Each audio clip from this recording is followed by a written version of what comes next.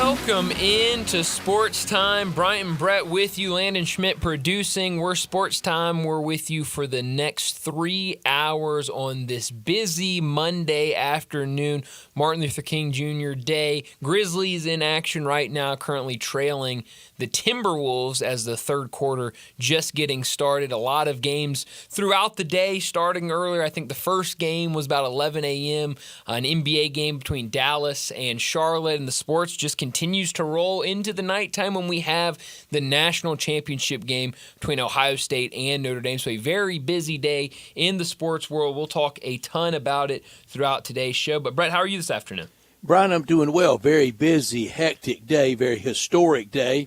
And earlier today, with Chance and so many people ready for his return and anxious for his return, chanting his name, and he returned, and we all celebrate the return of G.G. Jackson. That's right. Yes, G.G. Jackson back with the Grizzlies after a couple games with the Hustle. And yeah, you're right. We want G.G. chants ringing throughout FedEx Forum before they put him in. One of the last guys to come off the bench in that first half, but he got in there and back with the big team. So far, just 2 points in the return, and the Grizzlies, as you said, they are trailing. Just started the third quarter. Brian, you know through the years, most of my heavy derision and criticism for any commissioner is my favorite sport. That's right, yes. It's all for Rob Manfred. But and almost never any criticism for Adam Silver, the commissioner of the NBA. Very rare. Right. When I take a shot at him. But today is one of those days.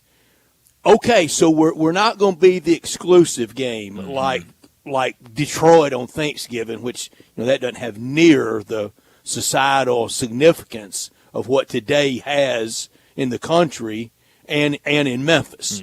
But they kind of are just the designated team. Then there are the Cowboys have fallen in, but we know why Memphis has an NBA game on this day. And in the beginning of it, through the work of the late Mike Heisley and Stan Meadows and many other people to get this day carved out, I don't know that we were ever promised solo on this day, but could we at least be the only game kind of in that broadcast window? Would that be too much to ask? And tell me this, another city on this day that should have some significant, a lot of significance. Tell me why the Hawks are on the road today. Yeah, no, kind of strange. You're right. Now, I wish, I'm cool with the full slate. I love, the more games, the better. But, if the Grizzlies could have had a standalone game, that would have been really cool. And then you're right. How in the world is Atlanta not playing at home today? Yes, have a game for Atlanta, but have them playing at home. That just seems kind of weird.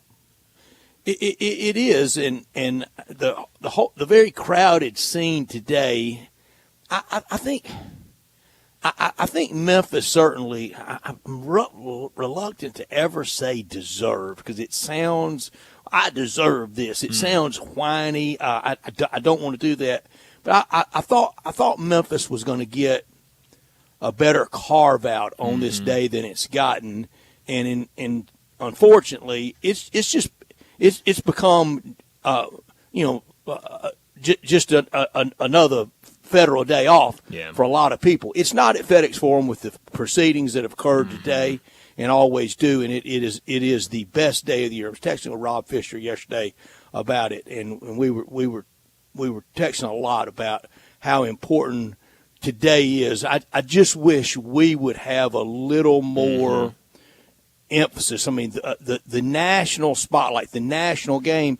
Is our game on in anything other than our local guys? No, it's on TNT. Oh, is it? Okay. I'm sorry. Yeah. I'm very sorry. I had it on the local. Of course you did. I didn't know. I didn't know it was. Whenever the choice is there, I always have it on the local guys. Well, good. But I do wish it would be maybe more in prime time or maybe more in a 1:30 or 2 like it was, carved out by itself window, and that's all I'm going to say about that. No, I'm with you. I think, if you want to have it big, either have it as kind of maybe the first game of the day or a day game and kind of have it as a standalone, or have it at night and have the rest of the teams play during the day. I would love it as kind of a standalone game, but doubleheader on TNT this game, and then later this afternoon when this game is over, you'll get Celtics and Warriors. So yeah, you're right. I mean, it's turning into a day where you've got all day sports from like I said, first game in the NBA today, 11 a.m. That was a standalone game between the Rockets and the Mavericks, and then I mean you've got games from then until 9:30 at night, Bulls and Clippers tips off. But yeah, I wish it'd be some sort of standalone. But right now, Timberwolves up 56-47 over the Grizzlies. Both teams really started out slow, scoring the ball, especially Minnesota. Really couldn't get anything going. But once they were able to get one of those first shots to drop, it was really on from there. And now the Grizzlies have kind of slowed up from what was a decent start to the game. And a busy sports day. I don't know that the college football playoff people knew that when they made this schedule. I don't know how they couldn't have, though. Everybody can get a calendar out. And tonight, as you said in the open, it will continue with more sports today with the college football playoff national championship game in Atlanta. And I hope they do that with some symbolism and some reverence and some commemoration. I hope they do, and I trust that they will. Mm-hmm. I like all the people involved with the Chick-fil-A Bowl and the College Football Hall of Fame and the people that put those games on in Atlanta. Our buddy Gary Stokin largely responsible for a lot of that. I hope they do that. And college football, boy, for a lot of people, and I swear, Brian, it's not just because it's not my team in it or my league or my region. Heck, it's not any. It's as national as we've ever wanted it. For a college football playoff. It's a little bit been forgotten, hasn't it? Sure has. Yeah, I saw someone point that out yesterday of, not many people talking about this national championship game, and I'm curious what kind of went into that. I wonder if it's kind of how long these playoffs have been. I really don't know, but you're right. It feels like this buildup has been rather quiet. I want to give credit to this person that sent this tweet out. I'm trying to find it. Whoever... That might not be a legit name. I better not give it. Well, hold it. It's David Hale with ESPN.com. Yeah. Okay, so he has a funny handle. At first, I thought it might be a little crude. It's not, though. Anyway, here's his tweet. I want to give him full credit. David Hale at ESPN.com had this tweet the other day. So the 12-team CFP that so many spent half the past month complaining about has given us this. Access for diverse teams, representation in each time zone, a handful of exceptional games, a championship between two of the biggest blue bloods in the history of the sport, two teams playing for a title who likely would have missed a 14 playoff, a title favorite who was clearly the most talented team all year. Basically, exactly what it was intended to do. Mm-hmm. Yep. Well put. Very well put.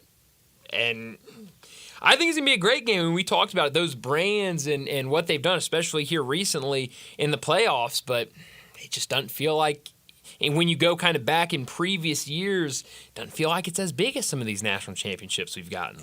And a lot of it is the long march of history, and I think one of the two most traditional ridden, laden sports out there, baseball and college football, that we're so used to really about January 1, at the latest January 5. It's all put up, except for the off-season conversation. But the season's, usually done, I mean, for a whole bunch of us. I would say just about anybody 45 or so and up. January 1 was it for, a long time. Yeah, I mean, we talked to Bill Bender. I think he's brought it up the last couple of weeks of, man, you look up at the calendar watching these games and it's, January 11th, January 12th, and we're still going and we still have a game left. And it's just, it feels so long. And you're right. I mean, people who have gotten accustomed to, hey, here's the calendar, here's the schedule, this is the season, and now you're expanding it and it's going a lot longer than it usually does. That it's hard to change like that as fast as we're changing. Bryant, for a lot of my life, in and around this weekend, yesterday, the 19th, the 20th, that was Super Bowl dates. Yeah. For, It hits me every year still around this time. Shouldn't we be? We should be wrapping it up in the NFL in Sunday, February 9th, Super Bowl Sunday. We still got a while. Yeah, far from it. We still have a couple of weeks. And I know Landon and I were talking about our lists that we'll get to at 5:30. And I mean, seeing a lot of those seasons with 7, 8, 9 game seasons, and you're going, okay, this is different from what we're used to now. What a fun list we're going to do at 5:30, and we'll invite people now, especially if you're prone to, these are your teams, Notre Dame or Ohio State. We're at 5:30. We're going to do the 4 biggest wins, in our opinion, Landon, Bryant, myself, the 4 biggest wins for Ohio State and Notre Dame. We would love yours at 901-360-8255, the Sissy Log Cabin text line. And for mine, a lot of these, especially for Notre Dame, it was in-season wins, regular season wins, that catapulted them to the end. Yeah, you're right. Yeah, definitely. I'm starting to look at mine. Yeah, I mean, a couple of those were, regular season wins that led to maybe national championships. I don't know. I don't want to give anything away on my list. Not as much for me for Ohio State, but 3 of the 4 for Notre Dame. Wow. We're not national championship winning that game or that bowl, but it was in the in season that really led directly to them winning it. Okay, I love that. I'm excited now to hear your list. Yeah, mine certainly more regular season wins in my Notre Dame list. Ohio State, I think, all but one are postseason wins, I would say. So, and I even have different lists. Some recency for. Oh yeah, me too. For these two teams and what histories they both have. It's going to be fun tonight. I'm looking forward to it, and we'll do our picks also. Yeah, we definitely will. And right now, it looks like that line's starting to move in Ohio State's favor. I know it was around 8.5 earlier throughout the weekend, and even earlier today. Now it's moved back to Ohio State, a 9-point favorite. They originally opened as a 9.5-point favorite, so we'll keep an eye on that. We're going to pick at 9.5. Okay, so we will we'll pick it off at 9.5. We'll make that pick later at 5:30 as well while we do our list. But I think should be a fun one tonight. I mean, you talked about it. You just kind of set it up, and I know everyone's thinking this high-powered, high-flying Ohio State offense, but I don't know. I think Notre Dame's defense will have something to say tonight.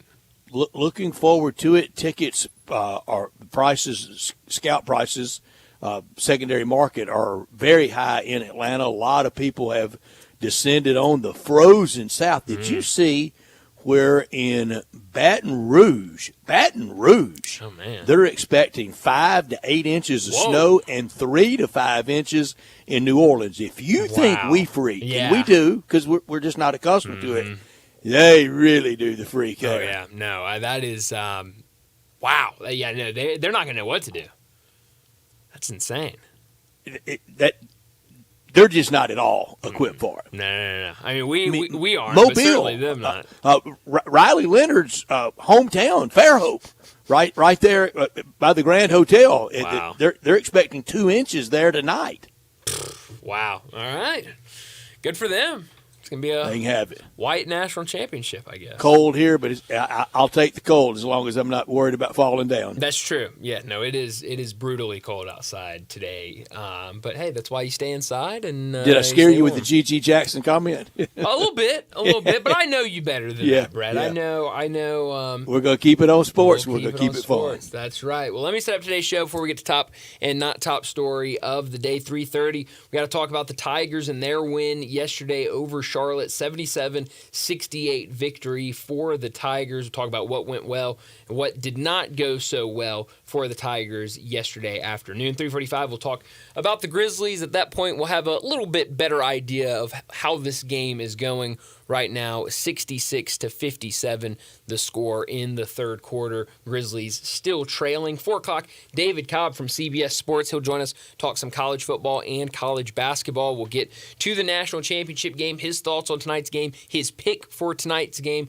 We'll also get to a lot of college basketball news as a really wild weekend in the college basketball world. We'll talk about that with David. 4:30, we'll talk the NFL playoffs, everything that took place over the weekend in those 4 big games, and they were certainly wild in all of them, kind of wild in their own. We'll talk about that at 4:30. 4:45, we'll get to big number of the day. 5 o'clock, Gary Darby from the Grizzlies Radio Network will join us to talk Grizzlies. Usually DeMichael Cole joins us, but obviously with this afternoon game, he will be very busy with press conferences and writing and everything. So Gary Darby going to join us this afternoon to talk Grizzlies. We'll recap today's game, get to a lot of Grizzlies at 5 o'clock. And then 5:30, our college football playoff national championship game pick and preview. We'll make our picks. We'll talk about the game, but then we'll also get to our top 4 wins all time for Notre Dame and Ohio State. 2 lists, 1 for each. Should be a lot of fun at 5:30. And then at 5:45,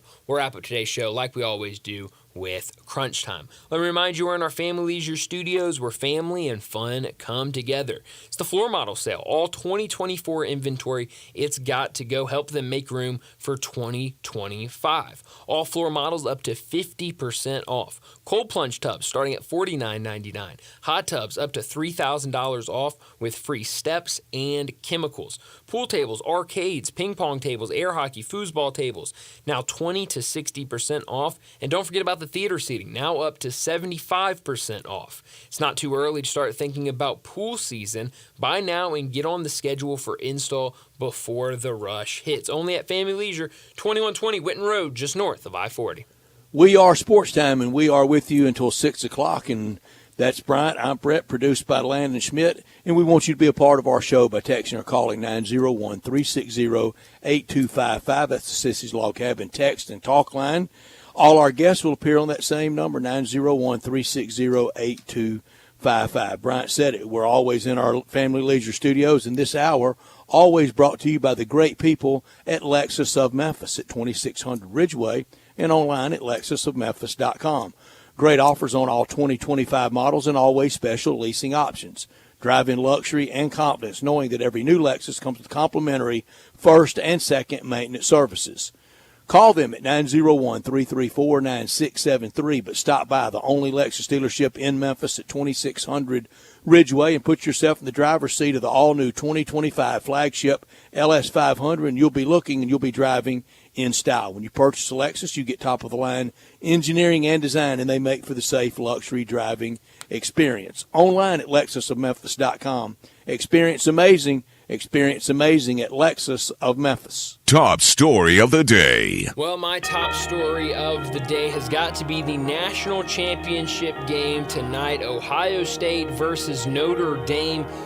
2 teams that got here in kind of similar but different ways. Both teams had that bad loss on the schedule in the regular season. For Notre Dame, it was the loss earlier in the year to Northern Illinois. I think a lot of people after that game said, well, that's Notre Dame's season. That's it. That is a horrible loss. There's no way they can do what some people thought they would be able to do this year with a loss like that. And look at them now standing in the final game. On the other side, Ohio State, the final regular season game of the season, they lose to Michigan in their biggest game of the year. A lot of people after that said, well, of course, they're going to make the playoffs, but do we really trust them? Can they really play against these other big teams? Do they have enough? And they showed they do, because they have been the best team in college football since the start of the playoffs. The way that they're beating the teams they're playing. Tennessee in the opening game.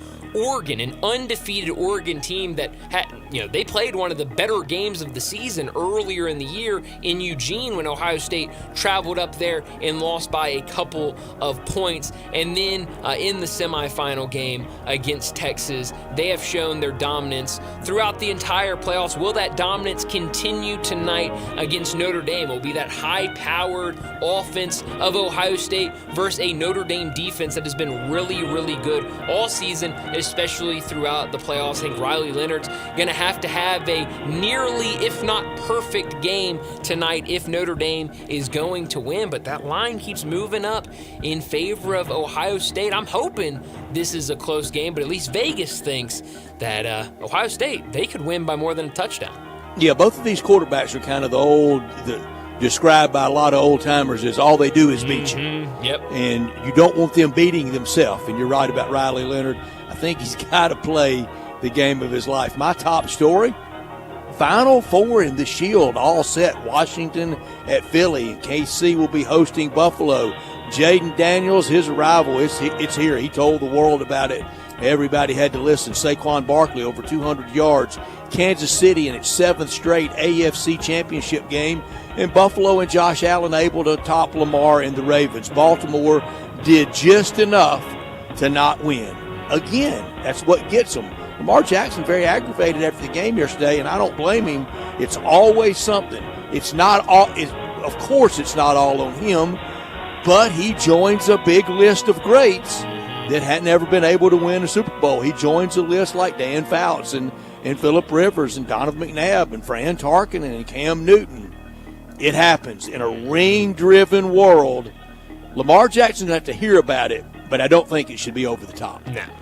Not top story of the day. I'm right there with you with my not top story of the day. The NFL was awesome over the weekend. Chiefs and Texans get us started on Saturday with a fun game because the Texans kept it close, but ultimately the Chiefs did what the Chiefs do and able to win that game. After that, you had the surprise maybe of the NFL season, the Commanders upsetting Detroit at home. I mean, could things get any better for Detroit? They're hosting a playoff game, the number 1 seed in the NFC. They've got the Commanders coming in with a rookie quarterback. I mean, who would ever pull Frank out? No, I mean, who would? Nobody on this show would ever claim to be a Lions fan throughout the season. No, it's crazy talk. But I think a lot of the Detroit fans were already punching their tickets, looking ahead in the bracket, because I think a lot felt really good about that game. But no, Commanders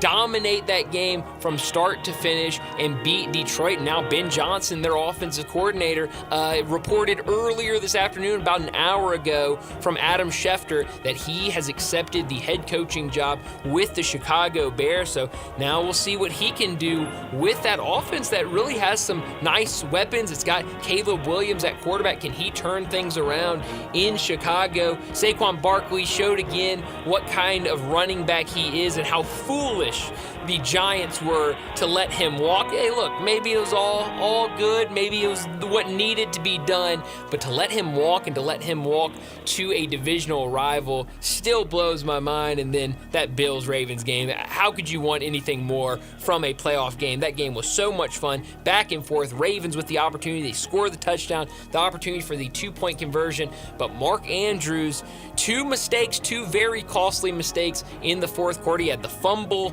on a reception earlier in the fourth quarter, and then we know that drop on the 2-point conversion. 2 plays that he'll definitely want to have back, and I think everyone on the Ravens team wish he could have those 2 back. But the Bills stay alive, and Josh Allen, he gets one step closer to, like you were talking about, Brett, something that he has not been able to get to. And anybody wants to crush Lamar Jackson, look, he can't throw it and catch it himself. Yeah. And through the years, the Ravens have not put great receivers around him. The only reliable guys he's had through the years is Mark Andrews from Oklahoma, and then he has that big drop. My not top story tonight, January 20th, college football playoff national championship. Sure is late to decide a national champion in college football, but here we are, The Ohio State University, against the team and the history of college football that we all know about, the Fighting Irish of Notre Dame. Fittingly, in the current capital of college football, Atlanta. Nobody's shocked Ohio State's here. Still stunned they lost to Michigan in the way they did. Nobody had Notre Dame, especially after losing at South Bend to Northern Illinois. But here we are. They played it out. Yeah, they did. And now these 2 teams, and I've heard a lot of people talk about it, in the 4-team college football playoffs, probably both these teams would not be here. And so, it's fun. It's fun. If Ohio State wins, you can make a claim that the best team really all through college football season was Ohio State. They had the narrow miss out at Oregon, okay, whatever. Sure. And then that against Michigan. But everybody agreed, best personnel, poised to win it. Yeah. Notre Dame didn't get all those accolades. No, that's a great point. Marcus Freeman deserves a lot of credit. He absolutely does. He's done a terrific job. And you're right, because Ohio State before the season, it was, oh, look at this, best team money can buy, and look at all these weapons and everything they've got. And Notre Dame kind of flew under the radar most of the season. So, yeah, Marcus Freeman has done a terrific job with this group. Well, that'll do it for top and not top story of the day. Let's go ahead and get to our first break. When we come back, we're going to talk a ton about the Tigers and their win yesterday afternoon over Charlotte. We'll do that next on Sports Time.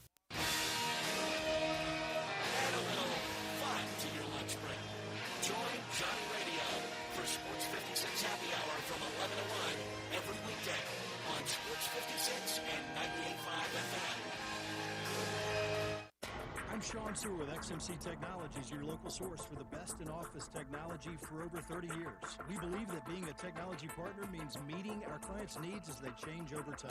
That's why I'm happy to share that we are now Visual Edge IT. As cyber attacks continue to be a growing threat, our customers are asking for more cybersecurity and ransomware protection. For more information on how to protect your office, visit us at visualedgeit.com or call us locally 901-737-8910. Jenkins Floors and More invites you to their retail warehouse where they pass wholesale savings on to you. Jenkins Floors in Little Rock, Cleveland, Mississippi, and now open in Horn Lake at 2356 West Goodman Road. Specializing in flooring and carpeting, tile, plantation shutters, and blinds, Jenkins makes your life easy with a 2-week turnaround. Contractors, builders, or family projects, call 662-469-9350 for a free estimate. Owners Timmy and Rebecca Jenkins say hello to Sports 56 fans and look forward to your business. Progressive knows finding your new home was a dream come true. You wanted a colonial with high ceilings, hardwood floors, and a peaceful neighborhood. And you found it. Now, every Saturday at 6 a.m., you get to wake to the sound of your neighbor's leaf door. Progressive can't save you from your noisy neighbors, but we can save you money when you bundle your home and auto with us. Get a quote at Progressive.com. Progressive Casualty Insurance Company affiliates and other insurers not available in all states. No time to wait. It's here. The 36th annual January sale going on now at Sunrise Buick GMC of Wolf Case. Didn't get what you wanted for the holidays? That's okay. Now's the time to take care of you. Are you 100% happy with your holiday? Now's the time to get you. Huge rebates, big discounts, low interest rates, and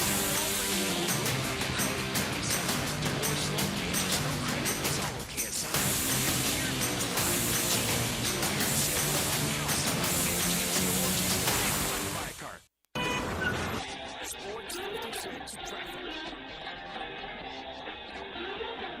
Finishing up the paperwork on a wreck that's been out here for about 20-30 minutes on 55 southbound, just past 3rd. It's had traffic a little bit slow over here with some rubbernecking.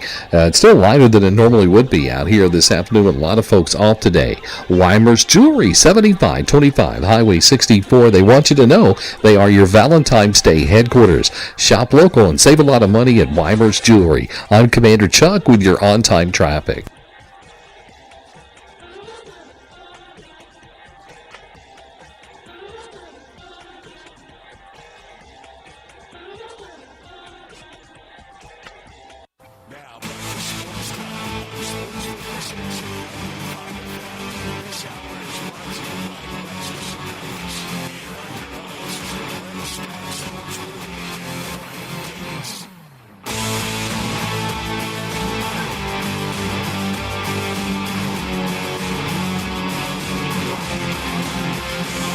Welcome back into Sports Time. Bryant and Brett with you, and we got to talk about the Tigers and their win yesterday over Charlotte. Another road game for the Tigers, and they get a win, bounce back from that loss against Temple. 77-68, the final score from Charlotte. And so, okay, you drop one middle of the week, but you're able to bounce back, get a win. Now you return home for a couple of home games, and we'll see if they can continue and create another little win streak. Okay, they went 1-1 on the road this week. I don't know in the preseason how many people are doing W's and L's. It's hard to do for that many college basketball games. But if you looked at that, and that looked like a 1-1 on the road softer spot in the preseason. It looked like it a week ago today. Yeah. I said the Tigers, a week ago today, I was saying the Tigers badly need to be pushed and challenged in Philadelphia. They were. They ended up late in the game being challenged. I don't know how much they ever got pushed yesterday. If you watch that game, you know it was a throttling most of the game. If you just look at that final score, like I'm afraid a lot of the AP basketball voters do and did, then you see that in Thursday night, you see why the Tigers dropped 6 spot. But at the most important net, you see the Tigers at 42. If seeds were handed out today, it's not going to correlate to 24 in the AP poll, and it's sure not going to correlate to 42 in the net. I think the Tigers are about a 5 seed right now. Okay, so maybe the AP's a little closer today, but that fluctuates too. It comes and goes too. To the people that are a lot agitated by yesterday's closeness at the end, I wouldn't sweat it that much. It happens out on the road. It happens in college basketball, and it happens on a day where you didn't stay foot on the pedal all day. It happens, but they didn't lose. It wasn't even close. So why freak out? I think some are ready to freak out and ready to be heavily critical, and I don't really understand that. I look at this Tiger team, and I look at that AP poll, and I see all those teams they beat. I've seen the teams that they've played. Okay, look, everybody's going to have a pretty good challenge. Auburn, I think Mississippi State's a pretty good challenge for most. But you look at the rest of it, the Tigers are a tournament team, and I don't think any more need today to panic than it was last week. Yeah, Brad, I'm one of the people aggravated with the close win, but it has nothing to do with anything other than Tiger Bankroll. Well, you should be, because you got robbed. I sure in Tiger Bankroll. That was a loss all day. Yeah. It went off at a big number. We had it at 11.5. Was that at most places? Was that accurate? I believe that was about right. Maybe. I think that was one of those where it was maybe at 11 and we kicked it up to 11.5. I had Charlotte. Darian had Charlotte. Yeah. Connor had Charlotte. Yeah. Connor had Charlotte for 25. I had Charlotte for 15. Darian got out there big with 100. Yeah, sure did. You, me, and Darian all 9-9 for the year picking the Tigers against the spread, and that's what the Tigers are against the spread. They are 9-9. Wow. Connor is 10-8 for the year.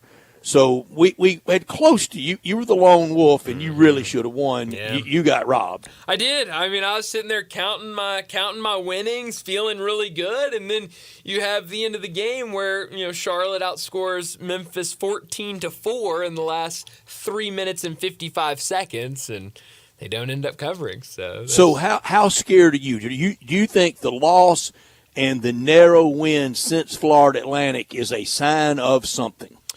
I don't know if it's a sign of something. I am worried about the issues you're seeing with the Tigers, the turnovers, the lack of rebounding. I think those are things to worry about, and if they don't kind of right that ship, I think we always talk about, I think Gonzaga is a good kind of team to compare them to. Of every year we hear people, and I think we fall into that trap of doing it. I mean, they haven't won a national championship, so I guess it's a fair trap to fall into, but they go out non-conference, they play all these tough teams, they win games, they're playing well, they're a top ranked team, and then they go into conference play, and they're beating up on a bunch of nobodies, and they're winning their league, and they're only losing 1 or 2 games in conference, and then we're all saying the same thing when we get close to the tournament of, well, they've been beating all these nobodies, how are they going to play against tournament teams? And that's what I'm worried about with the Tigers, with these issues that they're showing. If you go into a tournament game and have 16 turnovers and can't really control the boards, you're going to lose to a lot of teams in the tournament. And so I'm not worried, but I do want to see some of these issues get resolved throughout conference play. If I were an opposing coach, now this is a lot simpler, easier strategy than the execution. If I were an opposing coach playing the Tigers, especially when you get to the tournament of good teams and the athleticism and the abilities are a lot more even than playing Charlotte and Tulane, I get my best defensive guy and tell him live in PJ Haggerty. Yeah, he's not going to beat us. Make Colby Rogers take threes. You know what? Colby Rogers did that against Ole Miss. He did.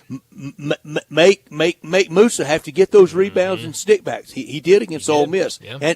And neither of them have played well since. No. They have not, and so yeah. I mean, it's this is a good Memphis team, and that was a bad Charlotte team yesterday. I mean, that is a really bad Charlotte team. They really are. I Oh, was man. shocked because I haven't watched a ton of Charlotte this year. I watched a lot. You know of when them I last watched year. Charlotte more than anything, Landon, I bet you did. The Hawaii They were tournament. in the Diamond Head Classic. Diamond Head Classic, Yep. and like, boy, this is no life bread here. I mean, like Christmas Eve, I was. watched them That's right. like in a double overtime game, maybe against Murray. Yeah. Am I right about that? That is right. They won a couple games out there at the Diamond Head, and I was thinking, okay, maybe the Charlotte team might do something. But we talked about it last year. Lost 3 starters last year to Power 5 programs, and they were talking about it yesterday on the broadcast. Lost 64% of their production from last year's team. So I mean, it's a team that's it's a lot of new. They didn't have any inside presence yesterday, Brett. I mean, Just none.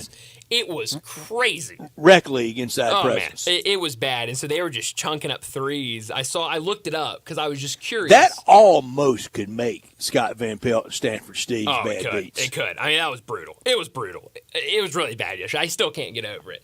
But I looked it up yesterday because I saw Jason Munns tweeted out that Charlotte makes an average of 6.5 threes per game. So I looked it up. They attempt 21.3 three-point attempts per game. Yesterday Not a they good shot ratio. 28. And now they made 9. They made more than their average yesterday. They also took more than their average yesterday. But no, I think See, I think makes are everything with 3. Oh, Never yeah. mind the attempts. Yeah, Just keep even it up there. yeah. I was just shocked. I mean, I'm watching that game last night, and I was like, this team's not a good three-point shooting team. Why do they keep jacking up threes? And so that's when I was like, I'm curious how many attempts they take per game because this is just ridiculous. But, Tigers get the win. P.J. Haggerty, he led the team in scoring, 18 points. But another game where he kind of struggled at the free throw line, 50% from the line yesterday, 3 for 6. That means over the last 2 games, since that 10 for 10 free throw shooting game, he's shooting 63.1% from the free throw line. Let's play amateur psychologist. Okay. Do you think he is forcing it, or you think he feels like he has to force it? I think he's forcing it. I don't think he feels like he has to.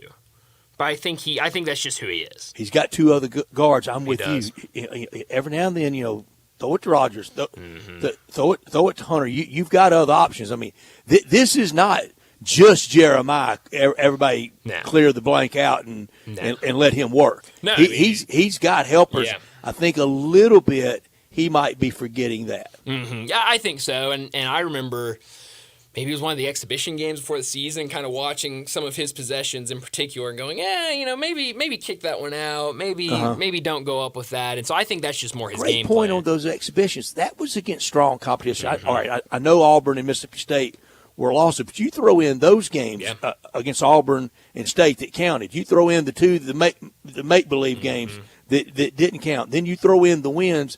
The Tigers have seen teams that you're going to see in the tournament, and you know they can hang. Mm-hmm. Yeah, and I mean, I know that was an exhibition game, but I mean, look at Alabama and what they're doing now. That offensive showcase Saturday morning between them and Kentucky.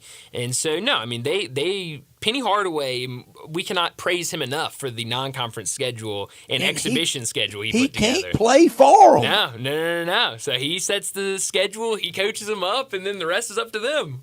Brian, I'll go back to last week. I think a lot of people that feel the dread of, oh, no, here it comes again. They're going to pull the same thing as last year. I think if you're thinking that, then you didn't think they were very good in Maui. Yeah. You didn't think they were very good against Ole Miss. You didn't think they were very good at the peak moments of the year. If you know, oh no, bad is coming, then you never believed. I'm kind of with you there, but I think part of it is just I think people have in their mind that's what these teams are. Is they get up, they play well in non-conference, and then it all comes crashing down in conference play. I mean, it happened last year. We've seen it over and over again that this team goes out and beats. I heard somebody, I don't remember who it was, put out the numbers of what it was either what Penny Hardaway teams are against ranked teams or just in non-conference play, and it was this unbelievable record. And then his record against AAC conference teams.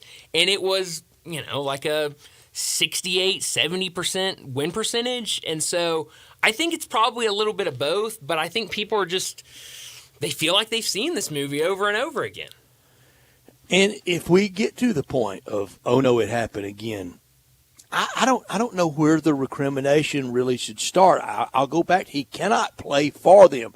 So we see in a structured listening to the coach, following instructions, following a game plan, we know what this team has in it. Yeah. No, I mean, this is and like you were saying with PJ, I mean, this is a very talented roster. This is a very talented team. You look at those guards. Heck, you look at what Dane Danger continues to do off the bench. I mean, 14 points yesterday. He was big off the bench. Had a couple turnovers that I was going, all right, Dane, that wasn't the He's best much thing. better than I thought he would be. Oh, he's been really good. And so, no, I mean, this is a very, very talented team. They've just got to kind of rein it in on some things, limit those turnovers, have a little more, dominance inside, especially on the glass. And, yeah, I mean, we were talking about a team that can win a couple games in the tournament, I think.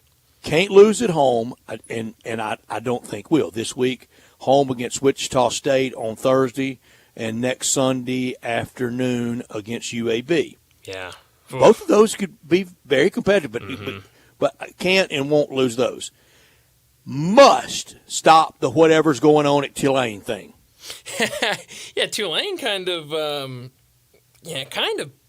mean, winning some games here and there. Tigers haven't had success lately, but I don't think this is a good Tulane team. I think what our friend Greg Ashton told us last Thursday, and Greg really knows this league, really knows this sport, really knows this town. When I threw out, is this league a little better than maybe I gave it credit for? And Greg nicely swatted it away and said, no, I think some teams are playing better because now they're inside this league. Yeah. Tulane might be the best representation of that.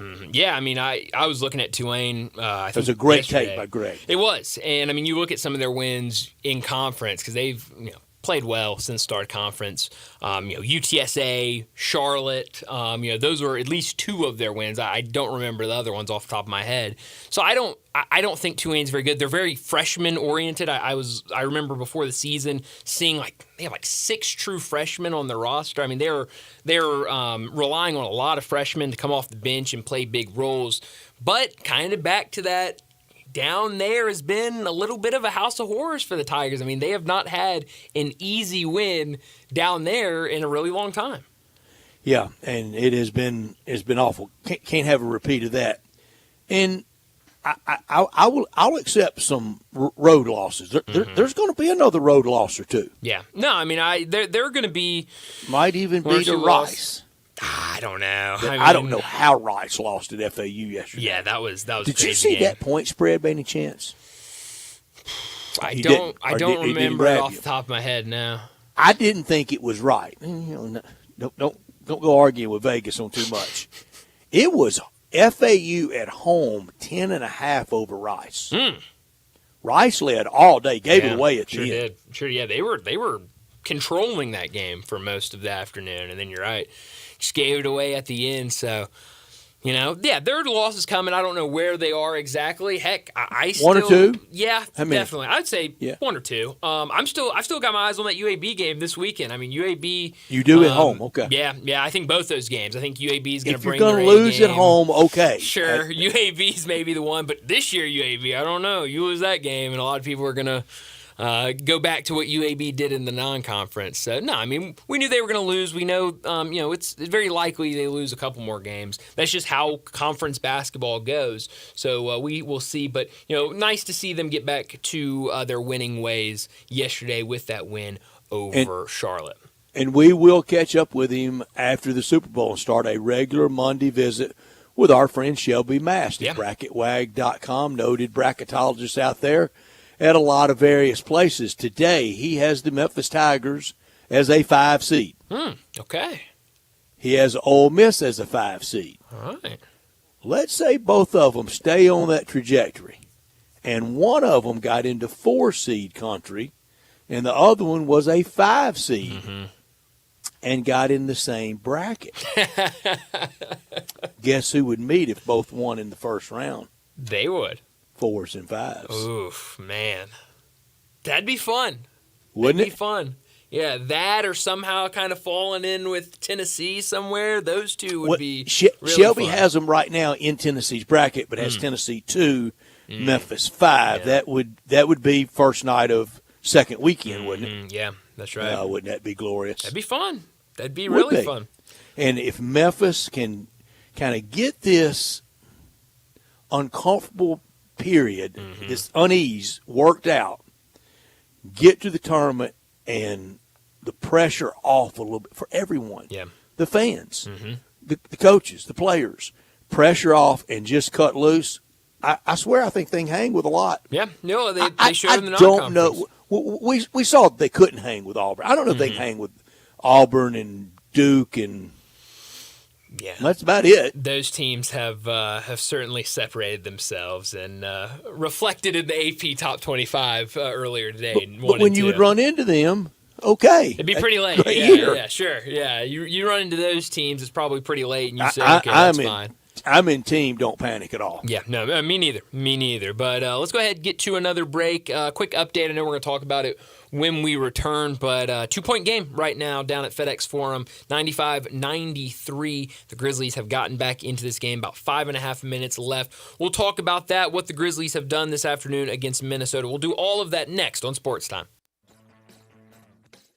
Join the voice of the Tigers, Dave Woloshin, for Wolo and Friends. Weekday mornings from 10 to 11, here on Sports 56 and 98.5 FM.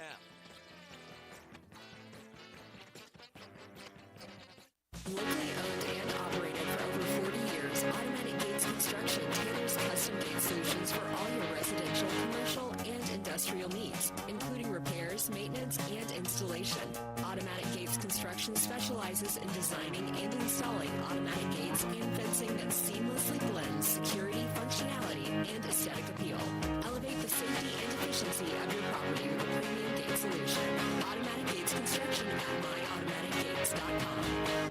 Do you know one of the best things you can do for your employees or family's health? Provide Arctic Clear bottled water. Arctic Clear bottled water is your locally owned and operated bottled water provider. Arctic Clear is 100% natural spring water with free delivery instead of dependable service and no long-term contracts. An easy choice. Call Jeff Menas today, 901-382-2363, or visit arctic-clear.com. Arctic Clear bottled water. Call them 382-2363. That's 382-2363. For 75 years, Americans have been falling in love with Volkswagen, and we gossip Volkswagen Germantown. Hey, what's up over there, Marty McMahon? New Year means big savings. Take your pick lane from a 2025 Jetta Sport or 2024 Volkswagen Taos SE, $249 a month. Jetta or Taos, $249 a month. What else you got? 2024 Tiguan S or 2025 Jetta SE, $279 a month. Tiguan S or Jetta SE, $279 a month? That's right. And all 2024 Atlas XEL Peak Edition, $5,000 off MSRP. So get to Gossip Volkswagen Germantown and ask for Marty McMahon. Remember, your future is what you make it. That's Gossip Volkswagen Germantown, 7420 Winchester Road, online, gossipvwg.com.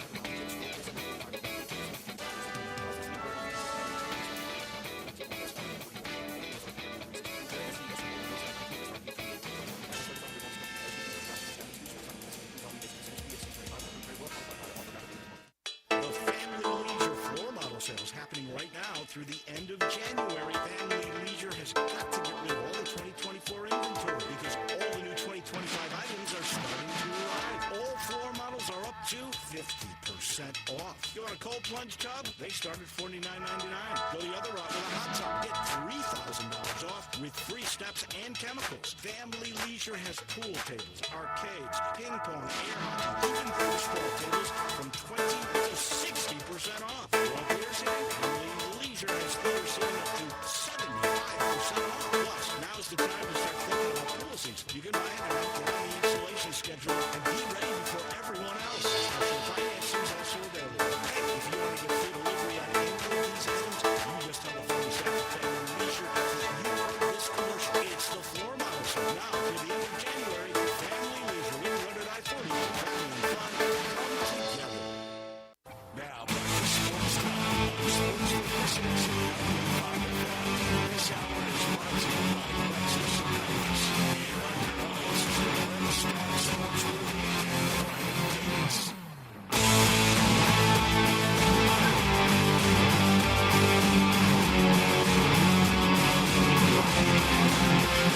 Welcome back into Sports Time. Bryant and Brett with you. We're in our family leisure studios, and everybody's got their eye on this game. Downtown, 100-95. Minnesota currently up, 4:29 left to go in this game. The Grizzlies have made a pretty big comeback. They really dominated the third quarter, outscoring the Timberwolves 28-22 to get back in this game. But now down 5. Like I said, about 4.5 minutes left in this game. We'll see if they can complete this comeback and get a win on MLK Day. Look at all the minutes logged for everybody today. Yeah. There's about a 10-man rotation at work today at FedEx Forum. G.G. Jackson in his return, only 4 points, but at least he's back. The rest of the bench not supplying a lot. They're playing a lot. Mm-hmm. They're not supplying near enough. Boy, and Wells took a hard screen earlier. Did you see that? No, I missed it. Boy, he got crunched. I hope he's okay. That's how you can get a shoulder hurt. Yeah, no, absolutely. You mentioned, 12 guys seeing action today for the Grizzlies. We knew, Gigi Brown, back. Welcome back. Ooh, yeah, that is 12-man rotation. That is a lot of guys to play in an NBA game. But you knew with Gigi coming back that they would get him in there and get him some looks. But that's a lot of guys. And a place in the schedule can really rack up some wins. The first of 4 straight and 5 out of 6 at home for the Grizzlies, coming off that win Friday night in San Antonio to get to 27-15, 12 over 500. Dallas already losing today, and the Rockets already losing today. Yeah. So a lot of NBA action throughout the day.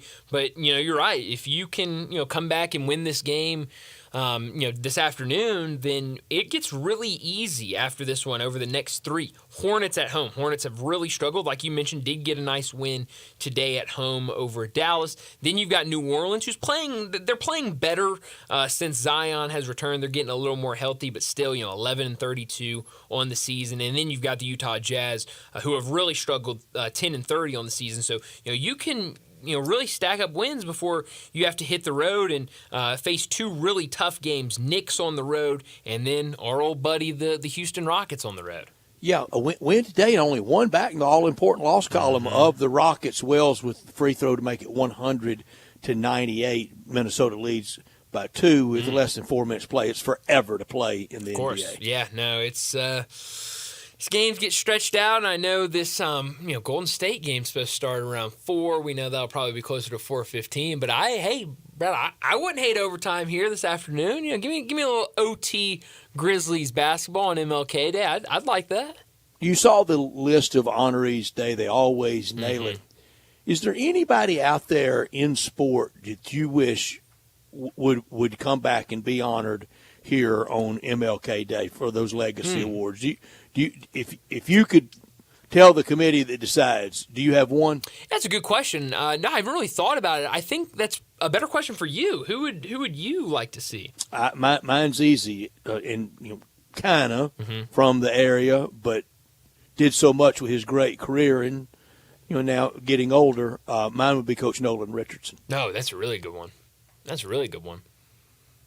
Yeah, we need to get on the phone today and make that happen. Really wish that would be considered. Yeah, no, I love that. I wish we could get that, because that would fun be a day. lot of fun.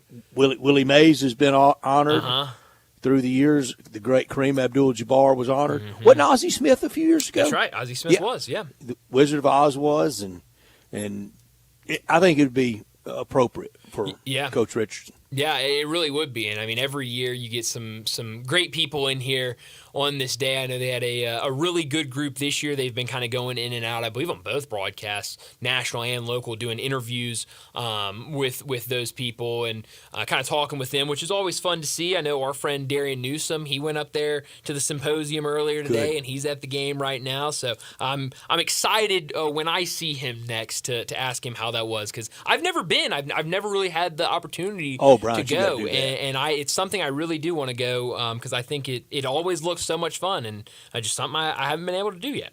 It flowed more naturally for me when I was in the mornings, kind of knock out mornings, then go to the symposium, and then stay for the game.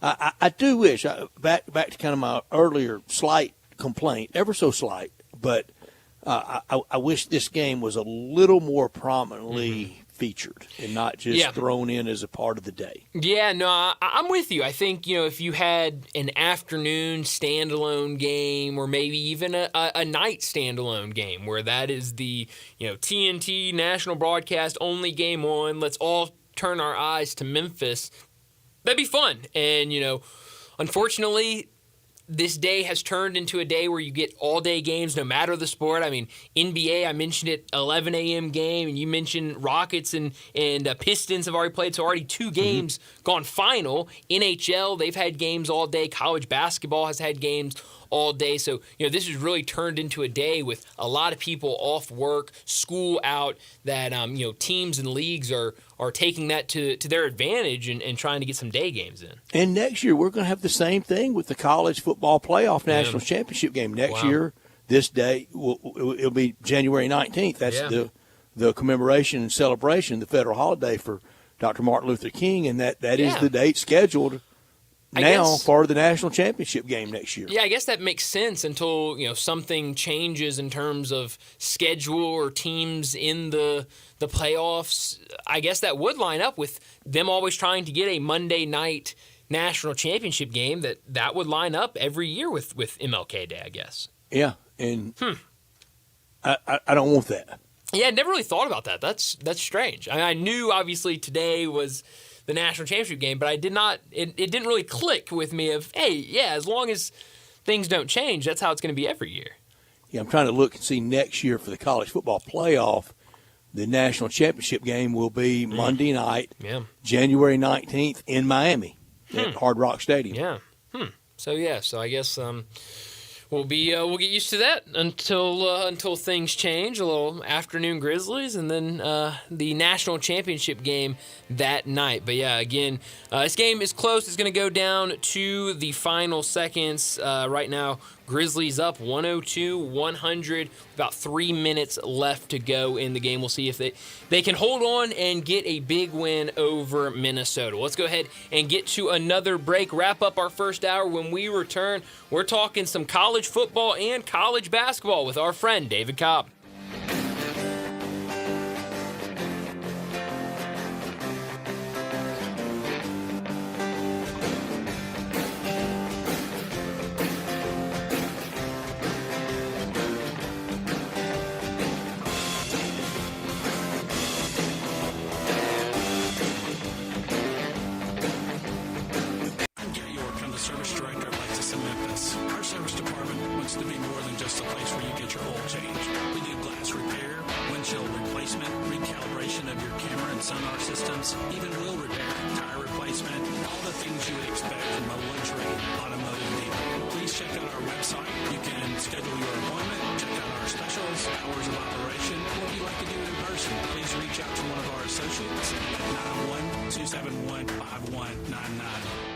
I think people forget there's a Central Barbecue location in South Haven. And that's on us. Well, you. What does that mean? Well, you're the spokesperson for Central Barbecue. It's your responsibility to remind people there's a Central Barbecue in South Haven. It's very convenient that I'm the spokesperson when there's responsibility to be taken. Just mention the Central Barbecue location in South Haven. I got a lot to remember. There's a location on Butler downtown. There's a location on Summer, on Poplar. And Getwell Road in South Haven. How hard is that?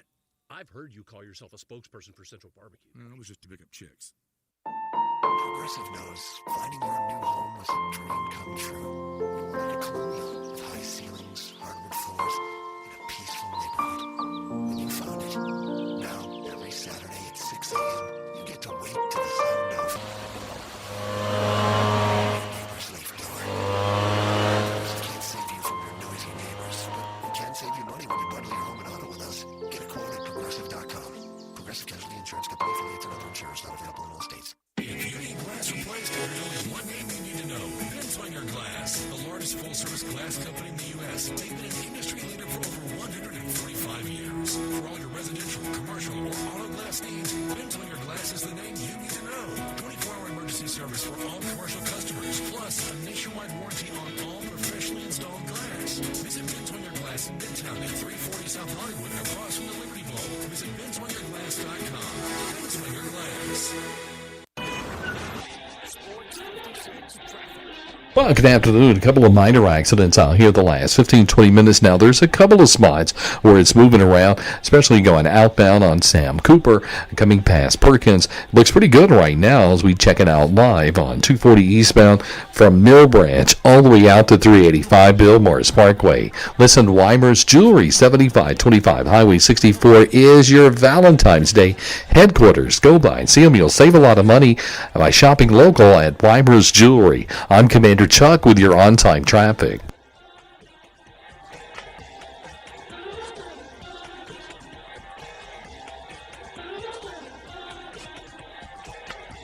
This is Original Sports Station. We are Sports 56, WHBQ Memphis, and W253DF Memphis. Joining Brian and Brett now on Sports Time is National College Football writer for CBS Sports, Memphis native and Tennessee grad, who you can find on Twitter X at David W. Cobb. It's David Cobb. Well, don't look now, but the Grizzlies on an 11-0 scoring run, up 106-100 right now over Minnesota with about 2 minutes left in the game. We'll keep you updated on everything going on downtown at FedEx Forum, but we got to switch gears and talk some college sports because David Cobb from CBS Sports, he joins us now where he covers college football and college basketball for CBS Sports. David, let's start with college football and the national championship game tonight. Notre Dame and Ohio State. That game will get started here in about 2.5 hours. What do you expect to see tonight from these two teams that have played really well? So I think you can make the argument Ohio State has been the best team in football since the start of the playoffs. What do you expect to see tonight? Yeah, what I hope to see is a close game. What I expect to see is an Ohio State dominant victory. They are in a much healthier position. I read a quote from Ryan Day today, and I don't know when he said it, but it's within the last few days, where he said he feels like Ohio State is healthy enough to where they could keep playing for another month if they needed to. And I don't think Notre Dame is entering in that same position. So I hope it's a close game. I prefer a close game. We've had our fair share of lopsided title games in recent years, and I'm afraid this one's going to be in the same vein just because I just think Notre Dame is a little bit too banged up and has too thin of a margin for error to really keep it close against Ohio State. David, we rarely, if ever, get to the end of a college football season, and whatever team that has been crowned champion, we think, they really weren't the best team. Sometimes in college basketball, we have that. But tonight, if Ohio State wins, we won't have it. If Notre Dame wins, is there anybody out there that can say, well, I know we were better than Notre Dame? Northern Illinois. Yes! Northern Illinois can. They would be the one team. How about that? They would be the one team to have beaten the national champions. That is... Well, beating and being better is different, though. Well, that's true, but you don't think their fans will have something to say about it. You know, they'll be, by transitive property, they'll be the national champions. They'll have just as good of a case as UCF did, better. 2 years ago. Right. So, yeah, it's hard to dispute that, because if you make it through this playoff, you deserve to be called the best team in the sport, and I think that's kind of the beauty of the 12-team format. Like, let's say last year, I'm not so sure last year that Georgia wasn't the best team in college football, but they didn't get a chance to prove it because they lost in the SEC championship game. They didn't get in, so in the end, we just kind of had to say, well, I guess it was Michigan. Even though I don't think there's any doubt Georgia would have given Michigan a more competitive game than Washington did. But, we didn't really get to see it. But if Notre Dame beats Ohio State, I'm going to call them the best team. Maybe you can make a betting model that gives you a different answer, or look at some advanced metrics. But if they beat Ohio State, who most people think right now is the best team, then I think you've got to give them credit for some of the things that you can't find in a statistical model. I think you got to give them credit for the grit, give them credit for the next man up mentality, all the cliches, right? But if you don't have those things, you're not going to be able to overcome some of the adversity that you encounter. And that's what Notre Dame is all about to me. It's the ability to to bounce back from that Northern Illinois loss, the ability to bounce back from losing a potential early round draft pick at corner in Benjamin Morrison, the ability to bounce back from losing Riley Mills, their top interior defender in this playoff. And so if they win, to me, I know people will argue otherwise, but to me, they're the best team in college football. Me too. To the victor goes the trophy, and they're going to be holding the trophy, and that they would be called the champion, no doubt, for Ohio State. You mentioned Georgia, and last year you could say that a little bit for this year with Georgia. This is not criticism of Kirby Smart, but how's he only won it twice with all that talent?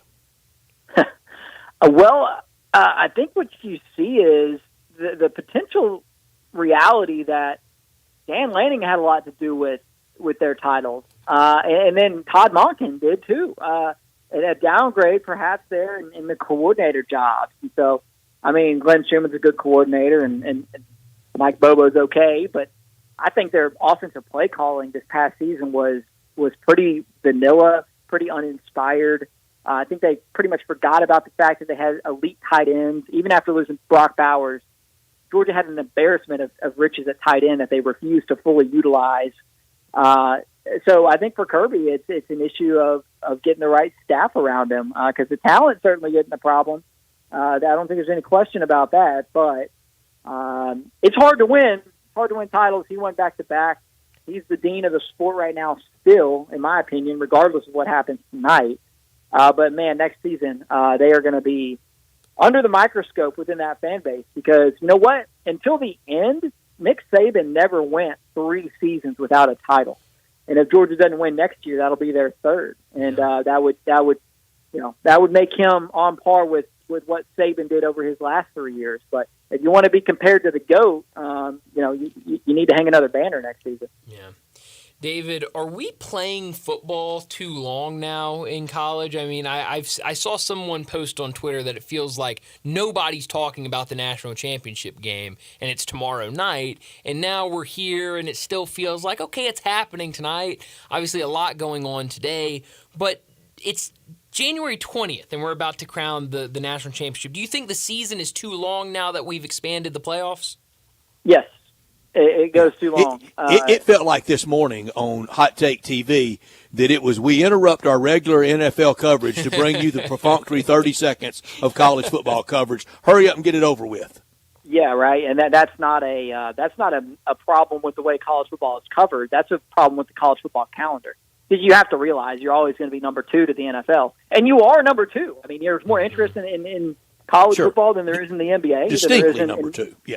In Major League Baseball. So I'm not saying that you're number 2 as an insult. It's a compliment to be number 2 behind the NFL, but you got to realize there were a couple of really good NFL playoff games over this weekend, and you're not going to touch them in terms of the interest nationally in some of the major media markets especially. So, it's a problem. So what are the solutions? For one thing, I don't hate the idea. Brett, I suspect, you tell me if I'm wrong, I suspect you might differ from me on this because you're such a purist in terms of the college football tradition, and I respect the opposing point of view on this. But I'd be okay with moving Army-Navy to week 0. Joel Klatt had that idea. Let's condense that postseason schedule a little bit, get the conference championship games rolling a little earlier, and then stop putting 10, 14 days in between these playoff games. Now, those would be a couple of things I would do to kind of get this thing over with a little bit quicker. I'm not opposed to that, David. I think a lot of things need to be looked at because we've broomed a lot of college football traditions, but we're still okay with traditions, and we have things. Another thing is the whole calendar moving up and conference championship weekend being Thanksgiving weekend, where we're also used to the traditional rivalries, the state championships and all the trophies, all the different bowls and boots and rivalries that we have out there, and axes and jugs and things like that. But I think all that's under examination, and we'll go on just fine. Look, we've gone on just fine without Oklahoma and Nebraska playing. I wish we still had it, but everybody can't play anybody. We've done away with Bedlam. We've done away with a lot of tradition. We have, and it's just going to keep changing and evolving, and it's not all bad. I thought, when you look back on this college football season, I view it as a success. To me, it's been a captivating season. I do too. Battles and the debates over the college football playoff field, I thought added a lot to late October, early November, whereas in the past, a lot of the conversation is already kind of fixed at that point. You got your 5 or 6 teams who have a shot, and nobody else is really relevant. Well, here we are now talking about a team in Ohio State playing for the national championship. That they would have been cooked potentially early on when they suffered their first loss, and Notre Dame for that matter too. I mean, is there a world where Notre Dame gets into the 14 college football playoff with a home loss to Northern Illinois? No. A lot of things would have had to break right, and so I don't know. I think this has been a good thing for college football, the expanded playoff, and I don't necessarily love conference consolidation, but we're figuring it out. They got to get the seeding right in college football playoff. A better seeded, more accurately seeded bracket would have made for a better product.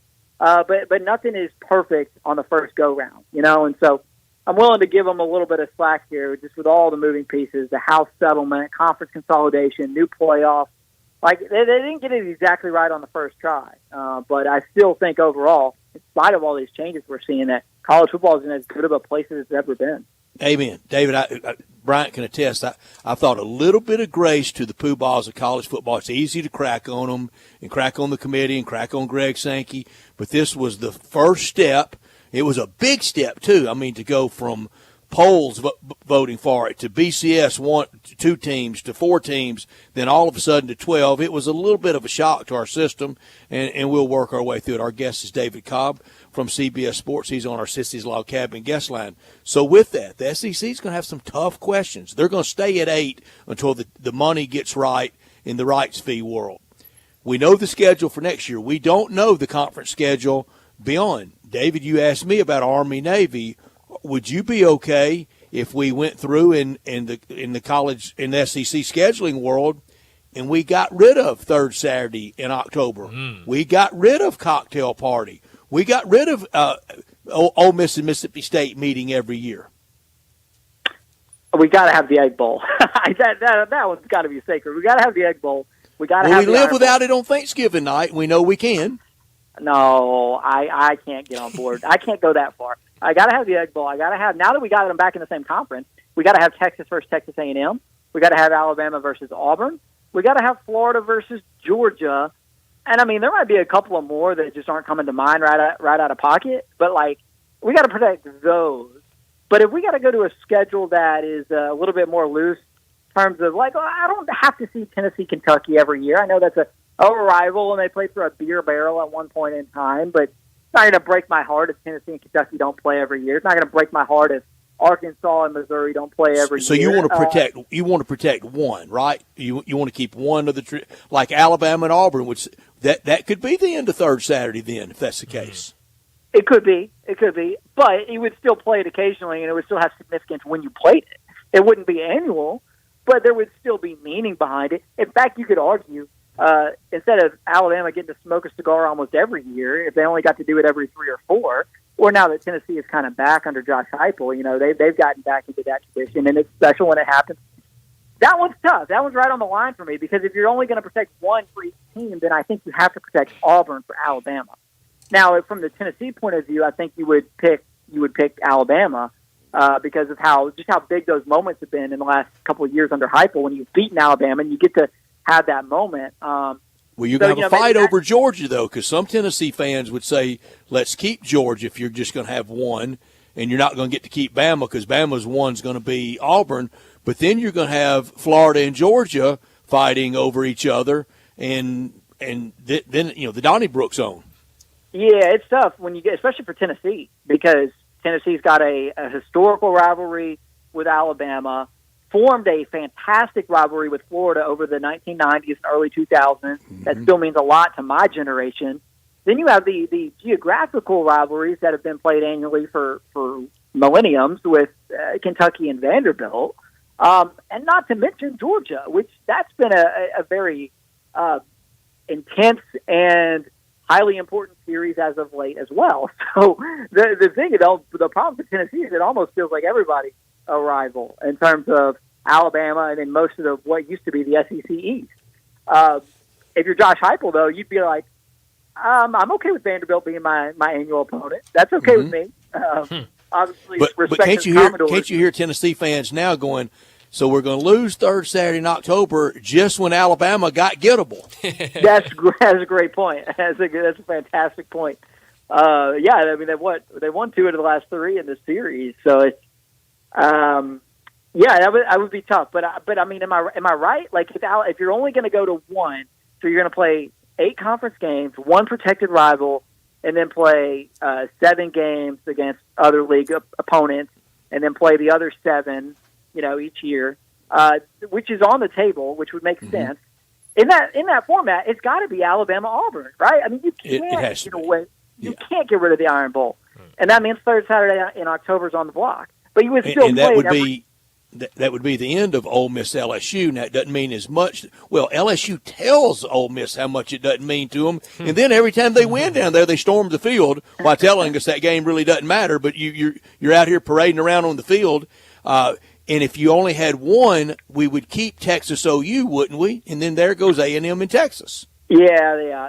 That's true. That's true. But the thing is, if you go with the 8-game schedule, 1 protected rivalry, and then you go 7-7, you still play twice in a 4-year span. It would either be every other year or consecutive years with a 2-year break. So it's not like these games would never happen. They just wouldn't happen as frequently. They would still happen on average once every 2 years or twice every 4 years, depending on how they did it. So I think that's important to note, that yes, they'd be going away as annual traditions, but it's not like you'd be going back to the old divisional era where you only saw the team from the opposite division once every 7 years, and you would saw only Haley's go to Comet more often. Yeah, right. Like Tennessee would only go to A&M once every 14 years or something ridiculous like that. So it's important to note that if you do away with the third Saturday in October, it's not like you're only going to see them play once a decade. They're still going to play, fairly often, just not annually. David, last thing for you before we switch gears to some college basketball. Who do you got tonight? Yeah, it's Ohio State, and against that spread too. I think 8.5. I haven't looked at it today. It's a thing for me where for Notre Dame to have a chance, they got to get some turnovers. They got to win the special. They got to be flawless on special teams. I'm talking like if they don't return a kick for a touchdown like they did in the semifinal against Georgia, then you got to block a kick. You got to be perfect on field goals. Maybe you execute a surprise onside kick or a fake punt.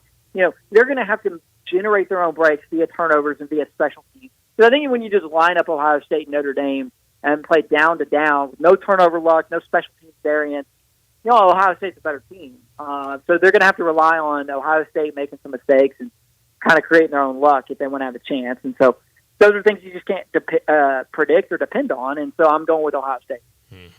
Talking to David Cobby, joins us every week from CBS Sports, where he covers college football and college basketball. Saturday for Tennessee, a tough loss against Vanderbilt. I want to start with the Commodores. They have played really, really well this season. A marquee win for them on Saturday. What have you seen from this Vanderbilt team this season? Yeah, really impressed that a team picked to finish last in the SEC under a first-year coach, and Mark Byington is playing as well. How about both the first-year coaches in the SEC? Yeah. Mark Pope in Kentucky took their loss on a Saturday to Alabama, but they've been really good, and Vanderbilt's been shocking to the point where you got to put Mark Byington in that SEC Coach of the Year conversation. Now, the problem is they play Alabama and Kentucky this week, and that's the brutality of the SEC. So that win over Tennessee is massive for Vanderbilt. It gets them pretty squarely at this point in time on the right side of the NCAA tournament bubble. But what's most impressive, I think, about Vanderbilt is the turnover margin, the turnover ratio. You're playing against a vicious Tennessee defense. You only turn it over 11 times. You take care of the basketball. That's why Mark Byington lists everybody on that roster at Vanderbilt as a point guard, which is gimmicky and weird, but I think the messaging kind of gets through to them because they don't turn the ball over, and they force a ton of turnovers, and they play undersized. So it looks weird. It looks gimmicky when you open their media guide and you got 15 point guards, but it fits them. It really is kind of the way they play. And so, I was there at Memorial Gymnasium for that one, and hard not to come away impressed with Vanderbilt. No, it looked like the classic Memorial Gym day too, David. I was thinking about you there and love the reporting from it. I want to give credit to Bryant Dacus last year on all the new hires in the SEC.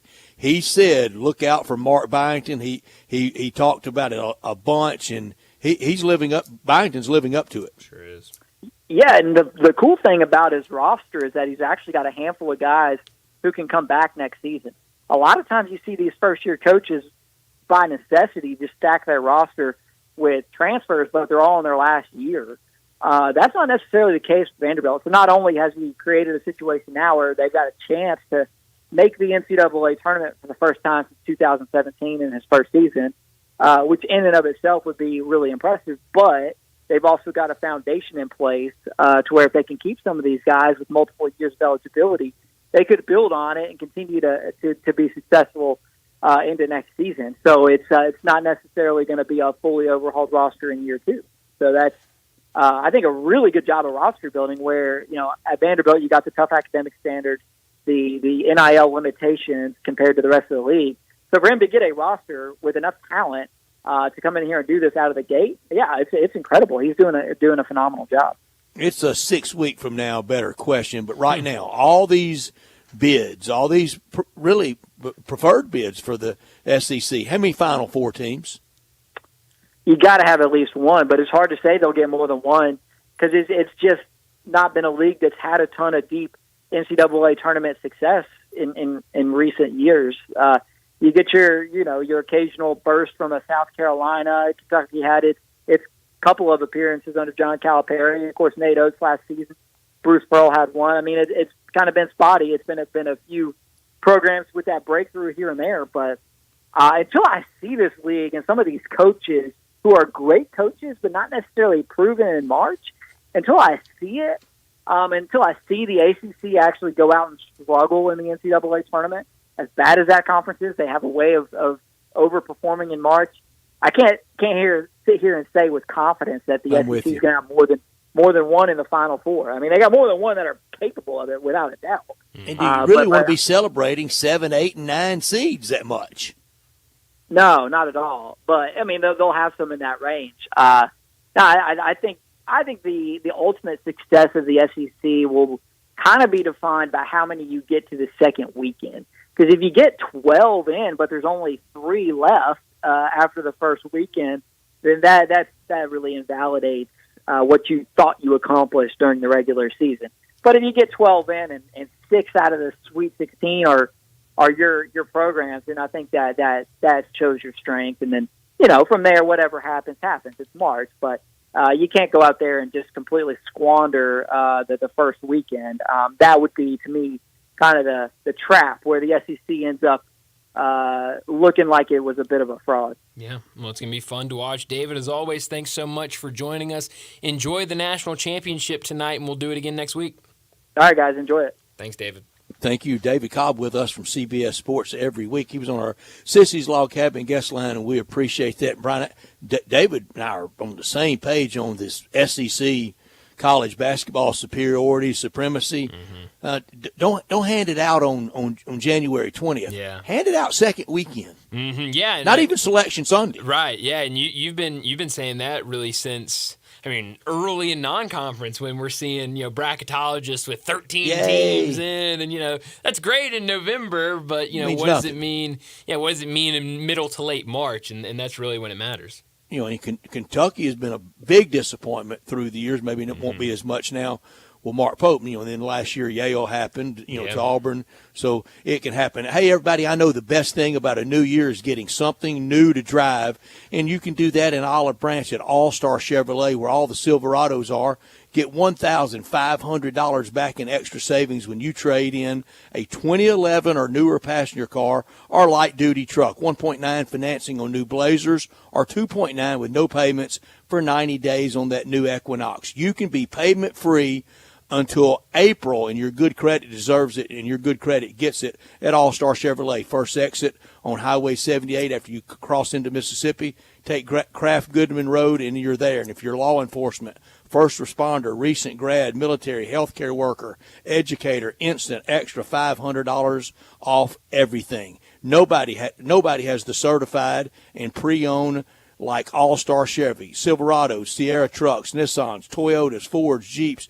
You got to drive that red Corvette they have. And if you got any vehicle you want to sell, bring it to All-Star. Even if you didn't buy it there, bring it to All-Star in Olive Branch, and you'll get the most money back for it today, this week, through the end of the month. Together, let's drive to All-Star for the Fresh Start sale starting 2025, going on now at All-Star Chevrolet in Olive Branch. For more information, go to allstarautogroup.com. Let's get to another break. Before we do that, I should mention the Grizzlies did hold on to a 108-106 victory over Minnesota. Basically exactly how the last game went against Minnesota. The Timberwolves got a rebound, got a stop. They got the ball, called a timeout, had an opportunity with about 6 to 8 seconds left, drew up a play.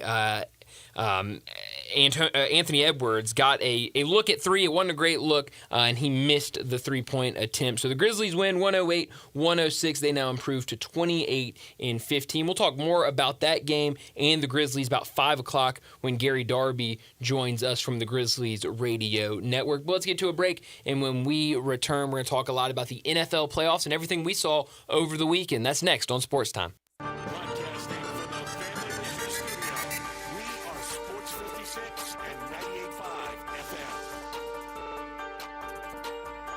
Since 1948, in the alley, the Rendezvous. I'm with John Vargas. John, what's going on in the Rendezvous? Brett, after 76 years, we've decided to expand our product line. Anyone who's tasted our ribs is familiar with our vinegar base. It's now available in the 32-ounce jar.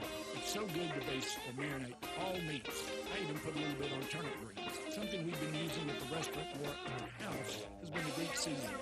My father was a cook, but my mother was a chef. And she was the one that put Greek seasoning on everything from a Mediterranean diet to steak. My mom used it on soup, salad, veggies, fish, any meat. It's a great seasoning and a flavor enhancer.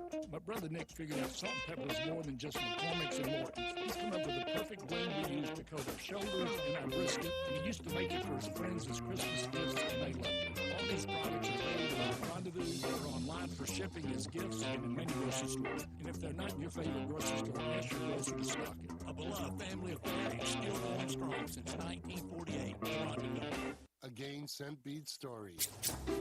Jim was at the laundromat when he heard his ear said Maraca, senor, but his nose said, hey, freshest scent ever. Following his nose, Jim found a man pouring a bottle of Gain Scent Beads into the washer. The scent, the freshness. Jim blurted, sir, your scent Maraca smell amazing. Actually, Jim, most noses call them Gain Scent Beads. Try Gain Scent Beads. Way fresher than detergent alone. Hi, this is Troy Five-Ash, owner of Five-Ash Roofing. I have been told that my ads are all business and I should share some of my personality.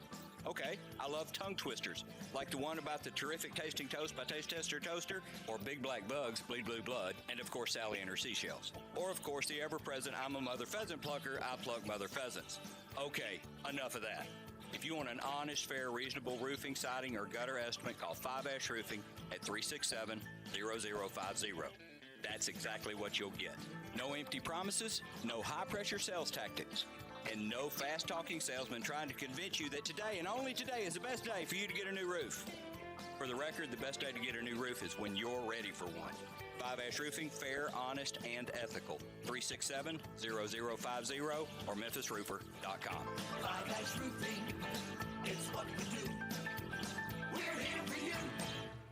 When you're working outdoors, unpredictability is the norm, so tackle the toughest jobs with a 2025 Honda Land yourself. This rugged side-by-side looks powered at any party with reliable tool towing and smooth shifting for trails and construction 3 trails, standard, deluxe, or the Trim Timber First Edition. Ultimate Everyone's Adventures. See the 2025 Honda Ranger 700 today at Casino Honda, 5657 Road in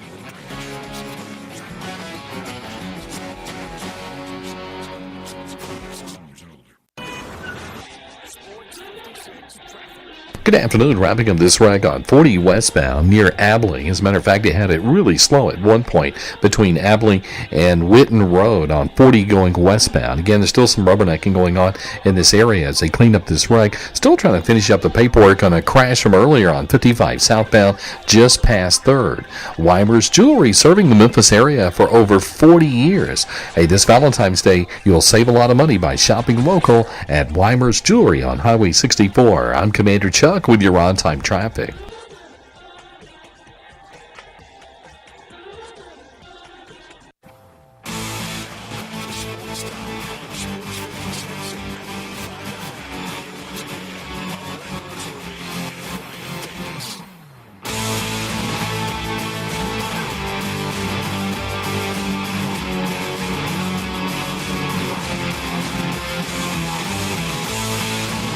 We're back into Sports Time. Bryant and Brett with you. We got to talk the NFL playoffs, and it was a fun weekend. It all got started Saturday afternoon with the Chiefs and Texans. The Chiefs, a 23-14 win over the Texans, a game that at one point was a 1-point game, but Chiefs able to make more plays late, get more stops defensively, and ultimately get that win, even though they only recorded 212 yards of total offense. It was a strange game, and rare that you see the team that wins the rushing battle and wins the passing battle, they lose the game. That's what happened to Houston. C.J. Stroud was good, and I know a lot of people were miffed over if you just got near Patrick Mahomes, it felt like it was a penalty. He's earned that. Yeah. And anything head or neck, it's going to get called, whether you think it's right or not. Will Anderson was on the wrong end of a couple of those calls. Houston's right there. It's just a little more seasoning, a few more players for them, but D'Amico Ryans is showing what he can do. Yep. Meanwhile, 15-2 Kansas City, and in their 7th straight AFC Championship game. Yeah, it's a dynasty. I mean, it's crazy what they're doing, but they just continue to prove us wrong. Last year it was, well, they don't have the receivers and the weapons out there. Well, they go ahead and do it again. Now this year it was they're not winning games by big enough margins. It was, wow, they're only winning games by 7 points, and this is going to end at some point, and they're going to slip up, and it's probably going to happen in the playoffs, and they just continue to roll. Bruce Marshall, 5-2 with his picks on Friday, and he had this game so pegged. He said it's death by 1,000 cuts with Kansas City. All year, hadn't been anything that special about Mahomes to Kelsey. They got it every time they needed it Saturday. Yeah, no, Kelsey was fantastic on Saturday, 117 yards and a touchdown on 7 receptions. He had on that touchdown reception, I mean, just a great route where he's, running, across the middle. He catches it, plants that foot, goes the other way, and is able to score easily. I mean, it really was, and it was awesome. And it felt like every one of his catches were either third down or, drive extenders. Need 12, he gets 14. Need 17, he gets 18. Yep. Always open, and the quarterback's best friend is that safety valve tight end, and the combination that they are that they've had. I don't look at Mahomes with the animus or something. I wish he would stop the asking for the call. Yeah. Yeah, and I do think he's rope-a-doping people into some of those penalties. Oh yeah. Yeah, but that's absolutely gamesmanship. It is, and he's really good at it, and that's why he gets a lot of calls. I think other reasons why he gets a lot of calls, but that's certainly one of them. But no, Kansas City, a really good win for them. On defensively, I don't want to move past this game before we talk about Karlaftis and what he did in that game. I mean, this stat line. Just listen to this. 5 total tackles, 4 solo tackles, 3 sacks, and 3 tackles for loss, especially late in that game in the second half. He was all over the field. I mean, C.J. Stroud could barely breathe back there before George was back there causing havoc. Yeah, Kansas City, they have the defense stars. Chris Jones, it wasn't his best game, but always in the middle, in the mix, hard to block, and the Texans' offensive line, they definitely have to improve there. They definitely do. That was definitely, I mean, by far their weakest link this season. And, Brett, we also have to talk about, a very costly play at the end of that game for some people because it wasn't with our picks. It was not with our picks. I didn't realize it had gone up, then it was that Sure involved until I heard the Joe Buck, Troy Aikman dialogue invoking Al Michaels somewhere out there very happy. Yes. Al and Brett Musburger like the action. Oh, yes, they do. And nobody likes the action more than those two. But no, I'll be honest, Brett. I live bet the game. I think I got it like maybe I don't remember what it was. Maybe 10. And they're looking good. They scored. They're getting stops. I'm like, all right. All they got to do is punt this ball away. And what do? They take the safety to make sure they secure it. And smart play, but it was definitely costly. So it cost you? Cost me. Yeah, it absolutely did. Sure did. That's almost worse than your Tiger beat. I was about to say it was everything was getting me over the weekend, Brett. I mean, one with real money, one with imaginary money. I mean, it's all the same in my head. They have these spreads down. They know exactly what they're doing at all times, even in live lines. They know exactly what they're doing, and that's what got me on Saturday. That second game. And if they don't know what they're doing, they'll get somebody in there that does. They will. They will make adjustments, and it will be fixed sooner rather than later. Yeah, you don't get reported to HR. No. No, they walk you to your car. Yeah, they got better things than HR. In the old days, they took you out to Lake Mead. They have their ways of doing it, Brett. That's for sure. The second game on Saturday, Commanders and your Detroit Lions? No. I don't really have an NFL team. That's right.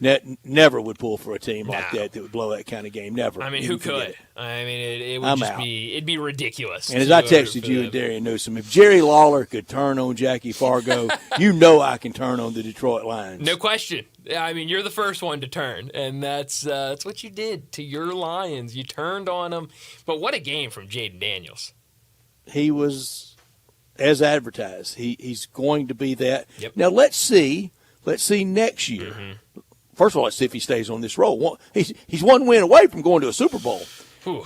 If he stays on this roll or not. But then next year, does he have not the sophomore slump, but a little bit of the sophomore slippage that C.J. Stroud had? Yeah, no, that's a really good comparison. Game plans get around, books get around. Yep. Kind of that same, same exact thing. First onto the scene. First year, awesome, and then maybe you're plenty fine with him as the face and as the star of your franchise. Yep. And what Jaden Daniels, how he's done it, he did it at a place that was dead and buried as a franchise. Yep. A lot of self-inflicted wounds from the ownership of Daniel Snyder to being out of the district. The stadium's not great. The whole vibe around the Washington NFL team has been so bad. Look at the power of the new ownership and this rookie quarterback. Yeah, it's been fun, and I'm not supposed to like the Commanders, Brett. And Dan Quinn. Yeah, no, you're right. And I saw videos over the weekend of grown men in tears because they've never seen it's been forever since their Commanders have done something like this, and now new ownership, new quarterback. It's the team in the District of Columbia, kind of northern Virginia. The Ravens have gotten a lot of the fans kind of more northerly than that, and then you get into Philadelphia, et cetera. But it was the team, and forever it was like going to a college game at ORFK with the stands rocking and awesome. and them playing Hail 2, and it's just been forever since anything for them to cheer about. They got it Saturday on the road. Yeah, they did. And all joking aside, poor Detroit. Oh, man. And I could feel it coming last year. You don't get that close last year and just throw away all the percentages like they did. And I thought Detroit did that last year, banking on, well, we're real good. We're going to be in the mix every year. You don't know when you're going to be back. They were a win from the Super Bowl, as close as Detroit's ever been. And I thought gave away that game last year in the NFC Championship game.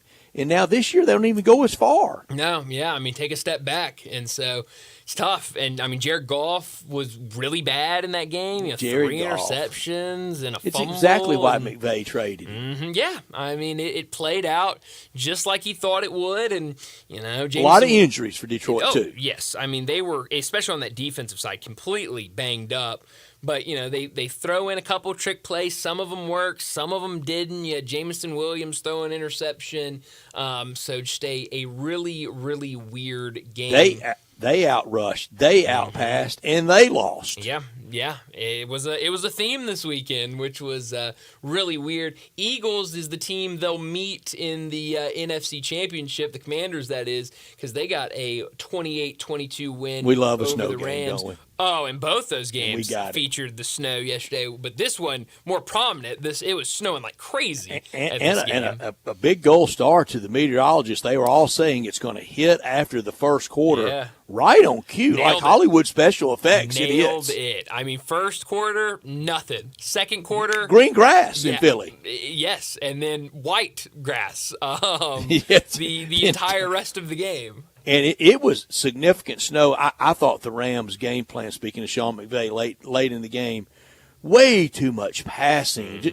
Try everything straight ahead in those conditions. Yeah, especially in those, and you saw it. Receivers dropping passes. Some of those throws coming out weren't the crisp. Stafford's most pocket crisp. presence wasn't great. It wasn't great. But then on the other side, I mean, that's exactly the type of game Philadelphia wanted, because all you got to do is snap the ball, hand it off to Saquon, and he's off to the races. And he had another fantastic game, 205 yards rushing, 2 touchdowns for him. He's been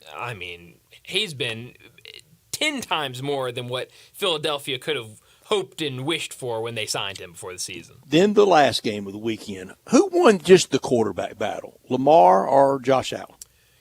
Yeah, it's a good question, because I would say Lamar, in terms of just numbers, what he did, I thought was better, but I really liked how Josh Allen controlled that game from the opening snap. And took care of the ball. And that's, turnovers I know turnovers played a factor in all the games, but this one really was. Turnovers played a big role in this game. It did. Buffalo only able to win by 2, but entered the game underdog at home. Mm-hmm. Yeah, and we kind of talked about that. I think Friday when we were discussing this game, I believe Buffalo was the favorite, and then over the weekend it flipped to Baltimore being a favorite. No. It opened as Buffalo being, when we made picks, Baltimore was the favorite, and it was one of those where that line felt like it was kind of all over the place. It always stayed there at 1.5. Nobody was really too sold on either side, and I think that's just shows how good both these quarterbacks are, and how much faith people have in these quarterbacks making plays, and both of them did. And another game, Baltimore loses, but they win the rushing battle. They win the passing battle. Yep. All these indicators, throw them out. It was a theme of the weekend. It was a very weird weekend with all of these games, and it really came down to turnovers, who controlled the ball, who did a better job of keeping the ball and keeping possessions. And now I think 2 really good matchups in the NFC, a divisional matchup, Commanders and Eagles, and then in the AFC, Bills and Chiefs. So both those games will be a lot of fun. And then last thing I want to get to before we get to this break, speaking of that game in the NFC, Commanders and Eagles, a lot of people poking fun at Joe Shane, the GM for the Giants, because they obviously had the HBO offseason, and very prominent was his decision to let Saquon walk and listen to other offers. But also during that season, he asks all of his kids, who should I draft in the first round this year? And his son goes, trade up for Jaden Daniels. You only get this job once. Go out there and make a splash. He's the quarterback of the future.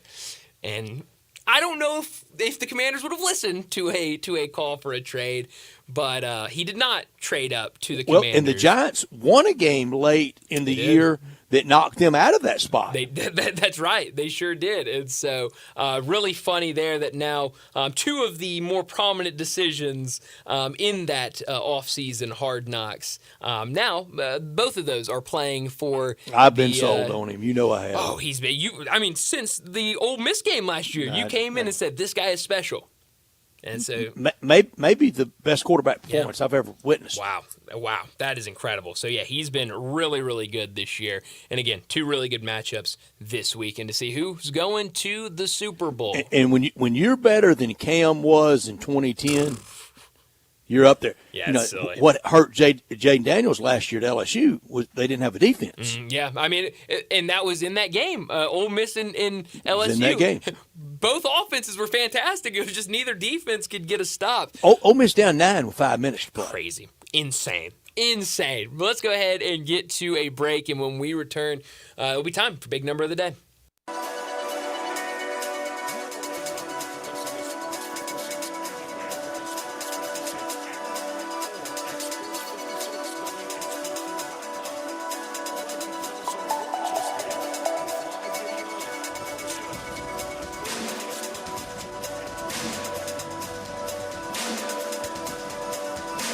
Hungry for that delicious smash burger flavor? Dyer's Cafe is the original smash burger since 1912 and still smashing burgers in Collier's historic town square. Come out for their lunch specials Monday through Friday 11 to 2. Ask about the world famous split dog and authentic Chicago or New York dog. Try the leaner side of Dyer's with the grilled chicken sandwich or freshly made salad. Also serving lakes, Delta raised catfish, Pasquale's tamales, and a customer favorite hand-breaded onion rings. Dyer's, serving world famous burgers, dogs, and shakes in Collier's historic town square. It's no secret, today's diesel isn't as good as it should be. Diesel lacks lubricity. That can lead to fuel system failure, costing thousands in repairs. But you can prevent those issues with Hot Shot Secret products. Clean injectors, boost cetane, increase fuel economy while adding 4 times more lubricity than the leading competitor. Claims proven by real-world use and confirmed by third-party ASTM testing. Available nationwide at truck stops, farm and automotive stores, and online at hotshotsecret.com. Hot Shot Secret, powered by science. Playoffs? We're talking about playoffs? Get in on the action at DraftKings Sportsbook, an official sports betting partner of the NFL. New DraftKings customers can bet just $5 to get $200 in bonus bets. Just download the DraftKings Sportsbook app, use the code HERD, H-E-R-D. New customers get $200 in bonus bets instantly when you bet just $5. Only on DraftKings Sportsbook, the crown is yours. Gambling problem? Call 1-800-GAMBLER. In New York, call 877-8-HOPE-NY or text HOPE-NY 467-369. In Connecticut, help is available for problem gambling. Call 888-789-7777 or visit ccpg.org. Please play responsibly. On behalf of Boot Hill Casino and Resort in Kansas. 21 plus age and eligibility varies by jurisdiction. Void in Ontario. Bonus bets expire 168 hours after issuance. For additional terms and responsible gaming resources, see dkng.co/audio. Tiger Nation, don't miss the action when Memphis men's basketball returns at FedEx Forum for 2 games next week. The Tigers host Wichita State Thursday, January 23rd at 6, and then welcome UAB Sunday, January 26th at noon for the Stripe-Out game. It's time to stand up, Memphis, and support your Tigers at FedEx Forum for 2 big-time matchups you do not want to miss. Get your tickets now at GoTigersGo.com.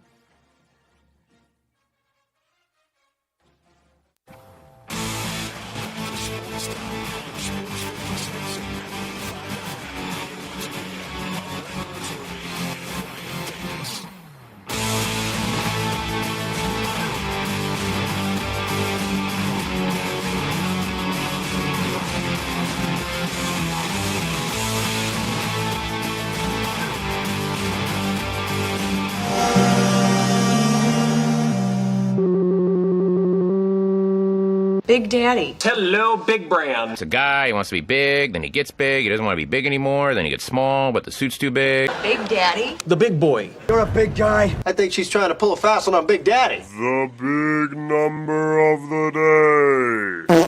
Well, Brett, my big number, it's very quick and easy. It's a small number. It is the number 4. We kind of already talked about this big number, but it's kind of a two-parter, and so I wanted to kind of dive into it with my big number. My big number is 4. The team that outgained their opponent this weekend in the NFL went 0-4. You look at every single game. Texans, 336 yards to 212 of the Chiefs. The Commanders, the Lions, 521 total yards to 481. The Rams, 402 to 350. And then finally, the Ravens, 416 to 273. So the team that outgained their opponent offensively, 0-4, but the team that won the turnover battle was 4-0 over the weekend. So all these games really came down to who did a better job protecting the rock. Especially in those weather games, you got to take care of the ball. But winning that yardage total, that'll make for an even longer offseason for all the defeated teams from this weekend. My big number is 17. 17 seasons back to 2007 since the last two-loss national champion in college football. That was LSU that year. If Ohio State wins tonight, we're going to have a two-loss national champion. If Notre Dame wins, we're not.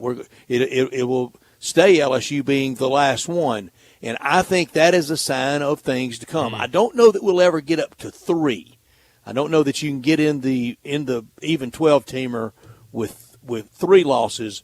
But we're going to be in a run, I think, going forward of 2 doesn't ding you up that bad. 3, you're not in. 2, you still have a chance.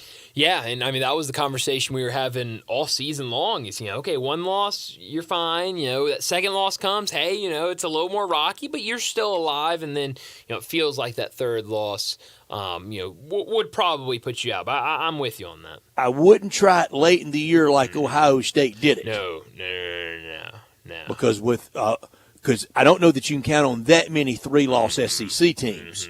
If the SEC had been more predictable, Ole Miss had beat Kentucky, Alabama had beat Vanderbilt or Oklahoma, that would have gotten Ohio State in look out. Yeah, well, and that's a good point because, we had all of that kind of chaos at the bottom of the bracket and bottom of the, 12, 13, 14, 15 with 3 losses. Every year is going to be different and it's not all going to look the same. So, yeah, I mean, I would try to pick and choose when they come. I think, we always talk about it with, basketball, even football. But I think, those losses earlier, the better probably. Have you seen what the commissioner of the ACC, that would be Jim Phillips, Ph.D., if you're scoring at home. He loves that designation for his lower third chyron. And Jim Phillips, we are. Ph.D. You know we are.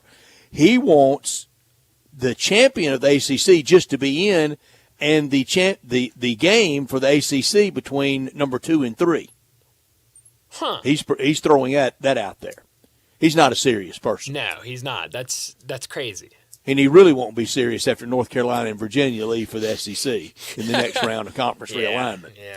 Yeah, that's the conference to keep eyes on. And that's the team. North Carolina, they're the pick of everybody out there. If Notre Dame's off the table, and it sounds like they are with the comments by their commission or their AD. Yeah, I mean, why would you? I mean, with how everything's playing out right now, there's literally no reason to. The best thing about a new year is getting something new to drive in 2025, and you can get that from All-Star Chevrolet at Olive Branch, where all the Silverados are.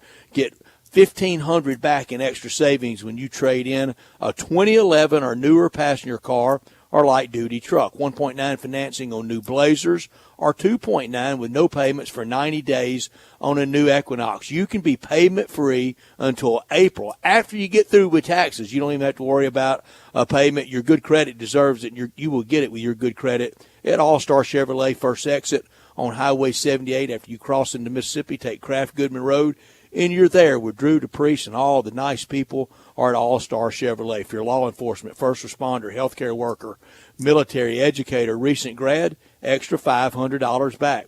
Nobody with the certified and pre-owned like it. All-Star, Silverado, Sierra trucks, Toyotas, Nissans, Fords, Jeeps, and that red Corvette. And if you've got any vehicle you want to sell, bring it to All-Star and Olive Branch, and you'll get the most money back for it today. Together, let's drive to All-Star Chevy's Fresh Start sale going on now in Olive Branch. And for more information, go to allstarautogroup.com. We mentioned it a little bit earlier, but the Grizzlies got the win over the Timberwolves. It was scary at the end. They come all the way back. They get the lead. Minnesota gets a stop. They call a timeout. They set up a play, and Anthony Edwards gets a three-point look. It wasn't the greatest look. I thought the Grizzlies did a good job defensively, but it's not able to fall, and Grizzlies walk away with a win.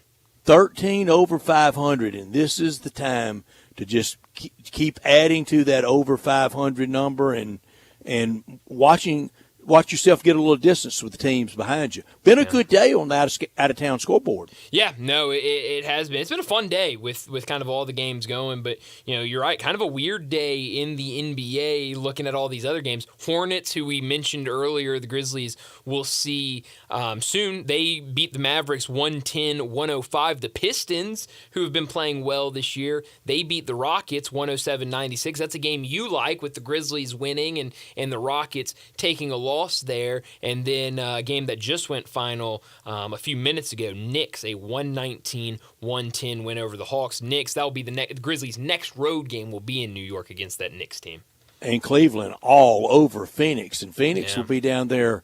Phoenix and Golden State and the team the Grizzlies defeated today, Minnesota. Yeah. I think they're going to be down there in that 8, 9, 10 battle all the rest of the season. Yeah, and I know we talked about it with Keith Smith. I'm curious to see more moves that the Suns make before the trade deadline. I know they made one last week to get Nick Richards from the Hornets. Curious if they'll make any more before the break. The other game going on, Warriors and Celtics. Right now, Celtics up 33-22. That is the TNT game on right now, and now with that Cavs game going final, the only NBA game currently going. Well, let's go ahead and wrap up this hour and get to another break. When we return to start our third and final hour, we're going to talk some Grizzlies. We'll talk about their win today, what they've been doing, what this schedule looks like going forward. We'll do all of that with Gary Darby from the Grizzlies Radio Network.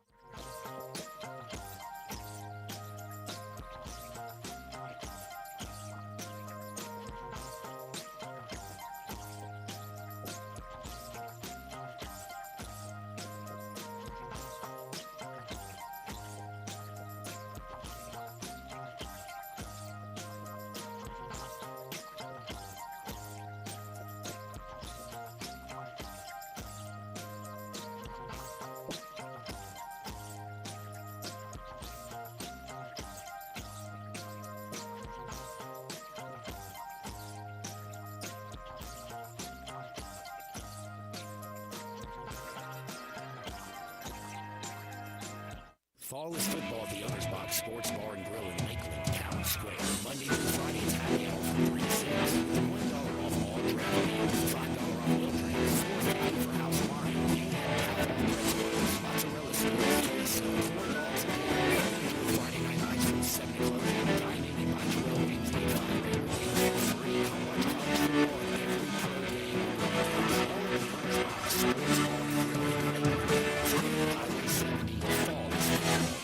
Texting privacy policy and terms and conditions posted at textplan.us. Texting enrolls for recurring automated text marketing messages. Message data rates may apply. Reply stop, opt out. Consult a doctor prior to use. Wow, you look amazing. What have you been doing? For New Year's, I wanted to try Ozempic, Wegovy, or other GLP-1 medications everyone's talked about. I found this great company called Zelfie. If you qualify, their providers can prescribe medications like Ozempic and Wegovy and other GLP-1 medications that are 80 to 90% less expensive, all 100% online. I can get GLP-1 medication for 80 to 90% less and do it all online? No doctor's office or pharmacy? Yes. Zelfie can provide semaglutide or tirzepatide, the active ingredients in Ozempic and other expensive GLP-1s, but for 80 to 90% less and shipped directly to your door. How do I get started with Zelfie? Just send them a text. Text DATES to 200-300 to get started this New Year's with Zelfie. Get the same active ingredients in Wegovy or Ozempic for 80 to 90% less. 100% online. Don't wait. Text DATES to 200-300 right now for a link to your exclusive offer. Text DATES to 200-300. DATES to 200-300. Jenkins Floors and More invite you to their retail warehouse where they pass wholesale savings on to you. Jenkins Floors in Little Rock, Cleveland, Mississippi, and now open in Horn Lake at 2356 West Goodman Road. Specializing in flooring and carpeting, tile, plantation shutters, and blinds, Jenkins makes your life easy with a 2-week turnaround. Contractors, builders, or family projects, call 662-469-9350 for a free estimate. Owners Timmy and Rebecca Jenkins say hello to Sports 56 fans and look forward to your business. All 650 acquisition fee, 20,000 miles per year, 20 cents excess mileage, EV6, 36-month lease, RU 621,425, 36-month lease, MSRP 55,820, K4 SEO 64,461, MSRP 24,715, Telluride SG 596,204, MSRP 41,060, includes all rebates and incentives, must finance through KFA, excludes tax out of license with approved credit, dealer stock only, see dealer for complete details, offer valid through 131/24. I got Jeff Allen on the line. He's doing numbers I've never heard of before at Goss and Kia South on Mount Moriah. Randy, when's the last time you heard of a new ride at $163 a month with electric EPA range of Estimate 310? I got it in a 2024 Kia EV6. $63.96 due at signing, 36-month lease. Or a 2025 K4 GT Line, $206 a month, $34.99 due at signing, 24-month lease. 2025 Telluride S front-wheel drive, $398 per month, $39.99 due at signing, 24-month lease. And every Gossett Kia comes with Kia's 10-year, 100,000-mile powertrain limited warranty. So whether you live in Horn Lake, South Haven, Olive Branch, or Memphis, you'll be happy at Gossett Kia on Mount Moriah. Sports 56 traffic. Good afternoon. Traffic's been a lot lighter than it normally would be for this time of the afternoon. A lot of folks had the day off today, so therefore it looks pretty good actually through the Midtown area. Now that the 55 bridge is back open, that's taken a lot of pressure off I-40. That was really busy over the weekend on that I-40 bridge, especially coming over from West Memphis. There's still plenty of radar out here. Give yourself extra time. St. Jude's Children's Research Hospital finds cures for kids with cancer and other life-threatening diseases. If you'd like to make a donation, log on to stjude.org. I'm Commander Chuck with your on-time traffic.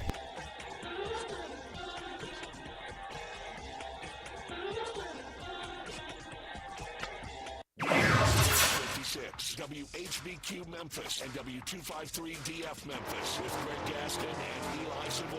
Weekday mornings from 7 to 10.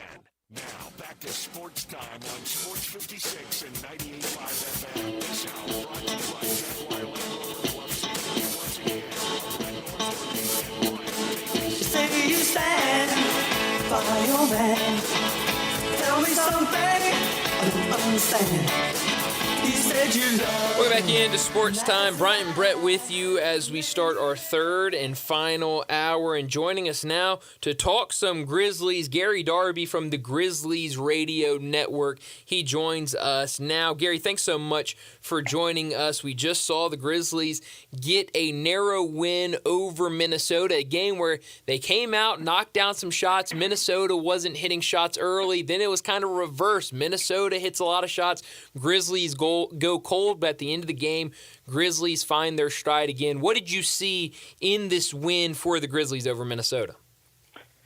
A lot of what you've witnessed in the other 27 is, even though when you look in the box score and you see that, you know, the Grizzlies reserves were all on the negative side of things, if you go by a plus minus, they played 1, 2, 3, 4, 5, 6, 7, 8 different guys. Now you can, if you want, throw out Jay Huff's 3 minutes, but then you look on the other side, and only 3 guys played significant minutes off the bench for Minnesota. It's what happens. It wasn't particularly great basketball, but at times, each one of those guys had a significant part of what happened, and you're also catching Minnesota on a third game in 4 days. Mm-hmm. And so when you look at the minutes for the Grizzlies, all right, Dez played 37, but nobody else played more than 32. And you really had to make, Minnesota work, or rather they had to make themselves work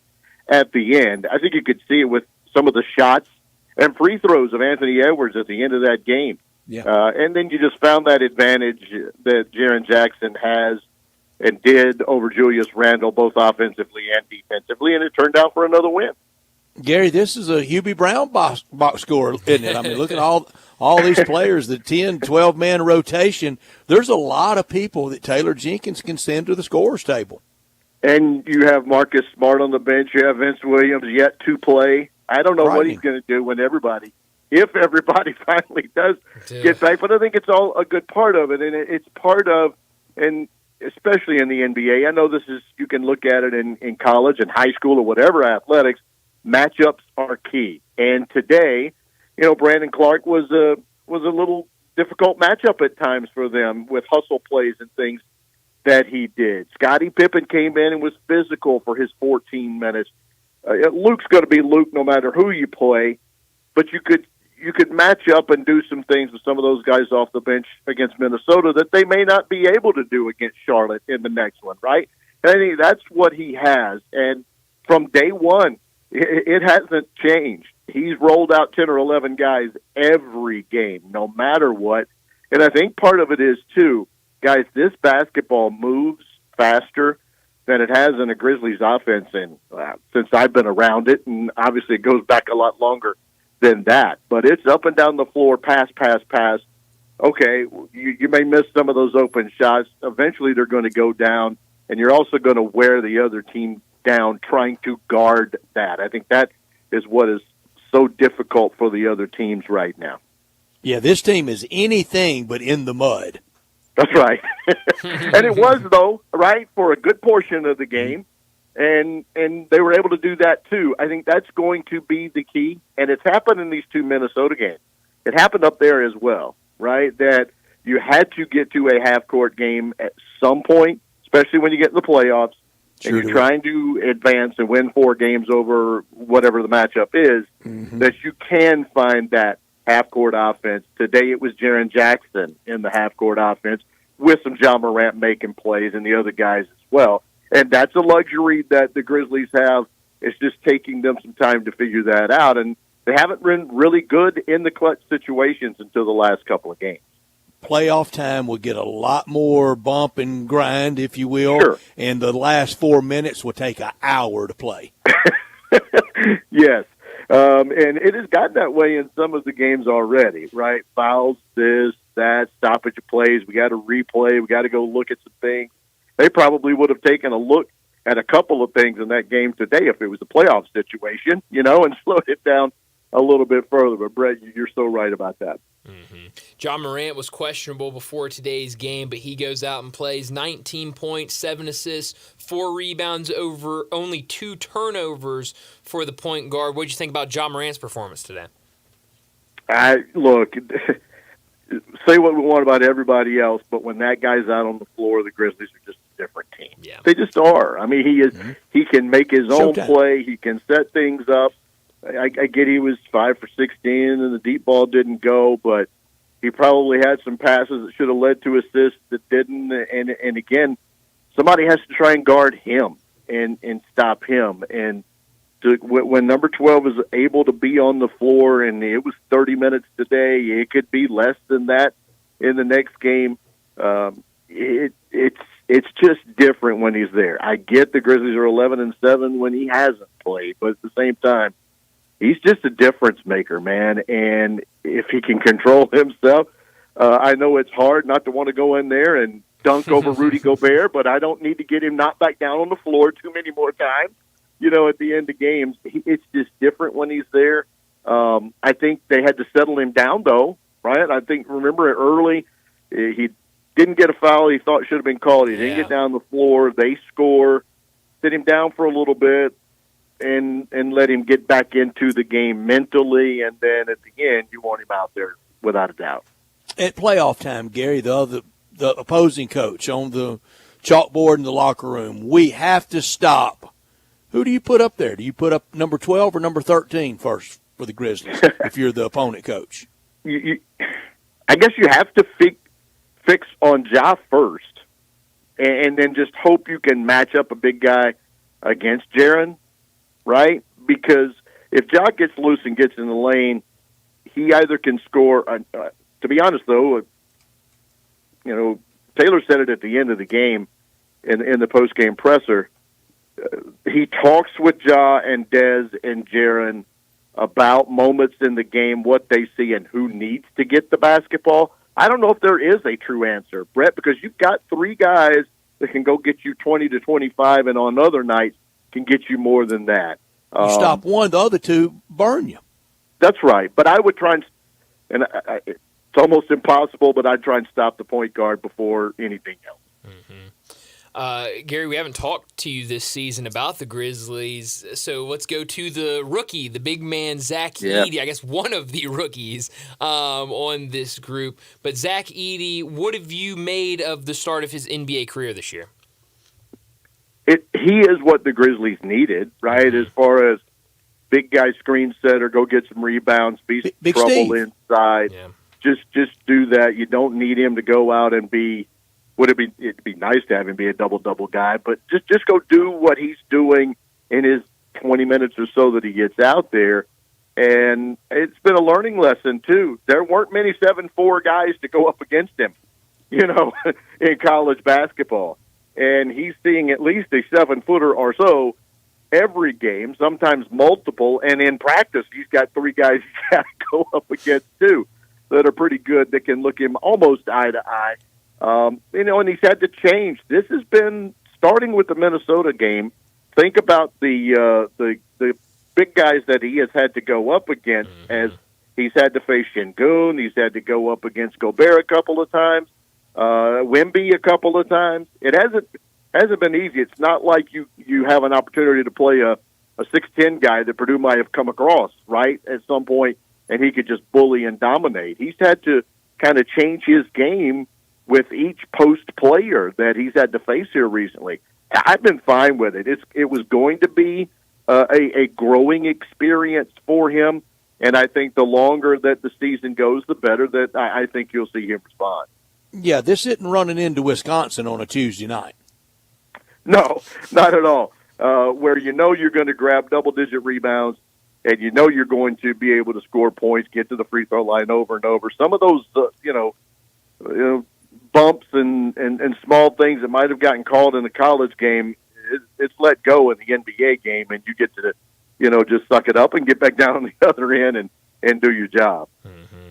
You mentioned it, all the guys that played today. Gigi Jackson returns to the lineup. We knew he had been working back, played in a couple of G League games over the weekend, now back with the Grizzlies. The chants were out at FedEx Forum. We want Gigi before they put him back in there. Only 11 minutes tonight, kind of slowly working him back in there. What did you think of the minutes Gigi Jackson played in his first game back?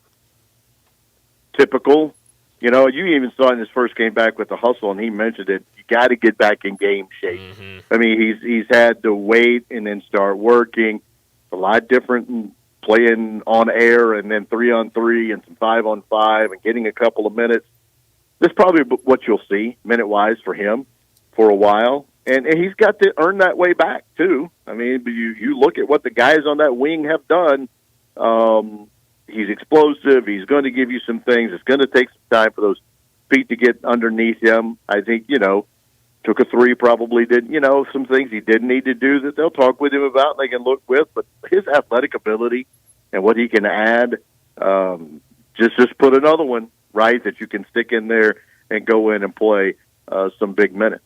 Yeah, and the best competition is when it's on the inside, when you're not just left to have to play somebody, when they're forcing you, okay, you've earned these minutes, you haven't, I'm going to play this guy. And a professional has to understand, hey, we're getting more out of this guy than we are you. I think that's the best competition you can ever have is from the inside. Oh, always. It makes you better. It makes the team better. When it works that way. It's going to make Santi Aldama better. It's going to make Jake LaRavia better. It's going to make Jay Huff better. All the guys that he'll be going and working with in those wing/center type scenarios, they've had to go against each other. And look, here's the thing too. Today was the first day John Morant and Gigi Jackson have been on the floor together in an NBA game. First one. So there's a lot of things. Yeah, there's a lot of things that have to go on there for Gigi. Really, I mean, think about it. That Dez wasn't there for much of last year when he was there. Marcus Smart wasn't there. I mean, he's played with Jaren and Luke, and that's basically it among some of your telling first me 5 through 7. Out of last year's nightmare came some good. Oh, sure. It did. It did. It gave you that. It gave Scottie Pippen the chance to prove that he belongs in this league as a guy that can come off and give you some minutes. Maybe not every game is he going to be, what you need him to be, but he proves he can play the 14 minutes he got today. And it also gave Santi that chance to get there. It truthfully may have really kept Jake LaRavia around because Jake had been hurt and hadn't had an opportunity to play either. And that's why I think this bench can be so good and is as deep as those guys were forced to play and win games or play games last year. And now they're playing with that main unit plus the rookies that you brought in, which, by the way, that Jalen Wells guy is pretty darn good too. Yeah, and got planted today. I was scared that's how you get a shoulder separation, but he bounced right back up. He did, and he had a little emotion to him. He actually talked to someone else on the other team, right? I mean, it may be happening some, but I think you can see he's starting to. He had just been going through it, playing well, knowing and doing and saying all the right things, and now I think he knows I belong out here. I belong in this league. Yeah, that's right. I belong in the league. I need to be treated a little bit different. And then look, second half he knocked down some shots for you too, as well as being the guy face guarding and running around with Anthony Edwards all day. In this run of home games, you get a little vacation, don't you? None of these late night roadies. That's true, but I did have 4 in a row over the 10-game span to kind of do, and so it's okay. We'll allow the other groups to go through, and I can sit and watch now. Although, Brett, I have a little asthma issue. I had to hit the inhaler a few too many times during the game today. I don't need them to be quite so close along the way. I even had to, at one point, since the rest of the family was at home too, I just had to go into a room by myself. Look, I appreciate all y'all wanting to be out here with me. I got to go somewhere else. And that's when the Grizzlies made their run. So I'm going to credit it all to me, going in the small room by myself and making the big turnaround, Now, do you have Rebel Yell coming up at the top of the hour? I do. And we'll be talking. I'm actually in that studio right now. I hear Yancey Porter has made his way in the building as well. We'll talk some Ole Miss hoops. Big game coming up against A&M. I would bet I wouldn't on the bingo card. I wouldn't have the inhaler, but I would have bet my right arm within arm's length of you right now. A yellow highlighter, a cup of coffee, and some throat lozenges. Tons. Got them all. You always have them, Gary. Tons of them. I've got the tumbler in my left hand doing this radio interview with you of the coffee. There's no doubt about that. That's great. Gary, going back to the Grizzlies for a second and kind of talking about last year and all of the bad, but maybe some good coming out of it. I know Brett and I have talked about it. We've talked about it with DeMichael Cole and a couple other people, but it feels like Jaren Jackson Jr. being pretty healthy last year, getting some of that run with some of those other stars out. It feels like he's been able to, through last season, through the offseason, feels like he's taken his game to another level, another good game for him tonight. What have you seen from Jaren maybe different from his previous years this season? First of all, let me say this. NBA.com people listening, your vote counts up to 3 times today. I don't know that he'll get voted into the All-Star game, but he belongs to be in the All-Star game. And I think the coaches will probably, hopefully, and with some of the players, help put him into that game. I think he's just become a little more mature, a little, again, as he realizes, look, my ball handling skills, I can be a playmaker. I can go inside. I can shoot the 3. I can do a lot of different things and be a leader on this team. Even though, we've had some games where he does pick up a few too many fouls, that's kind of slowed down a little bit because he realized last year, I can't, if we have any chance to win, he had to be on the floor. And so I think, he understands that. It's just maturation of the game, and it's been fun to watch. He still gets bumped. He still gets a little frustrated, as all NBA players do, about not getting a foul called every once in a while. But just watching his game and everything developing. And here we are. We're talking about all these guys. They're probably all, 24, 25, 26. It seems like we've been around them forever. Yeah. But when I look at those game notes and I'm looking at guys born in 2000 and 2001, things of that nature, and realize these are still young men that are growing into everything that they have, and they're all about to hit that prime 26, 27, 28, 29, which athletically in every sport are those prime years. And so I think a lot of it's just now still coming together for Jarrett.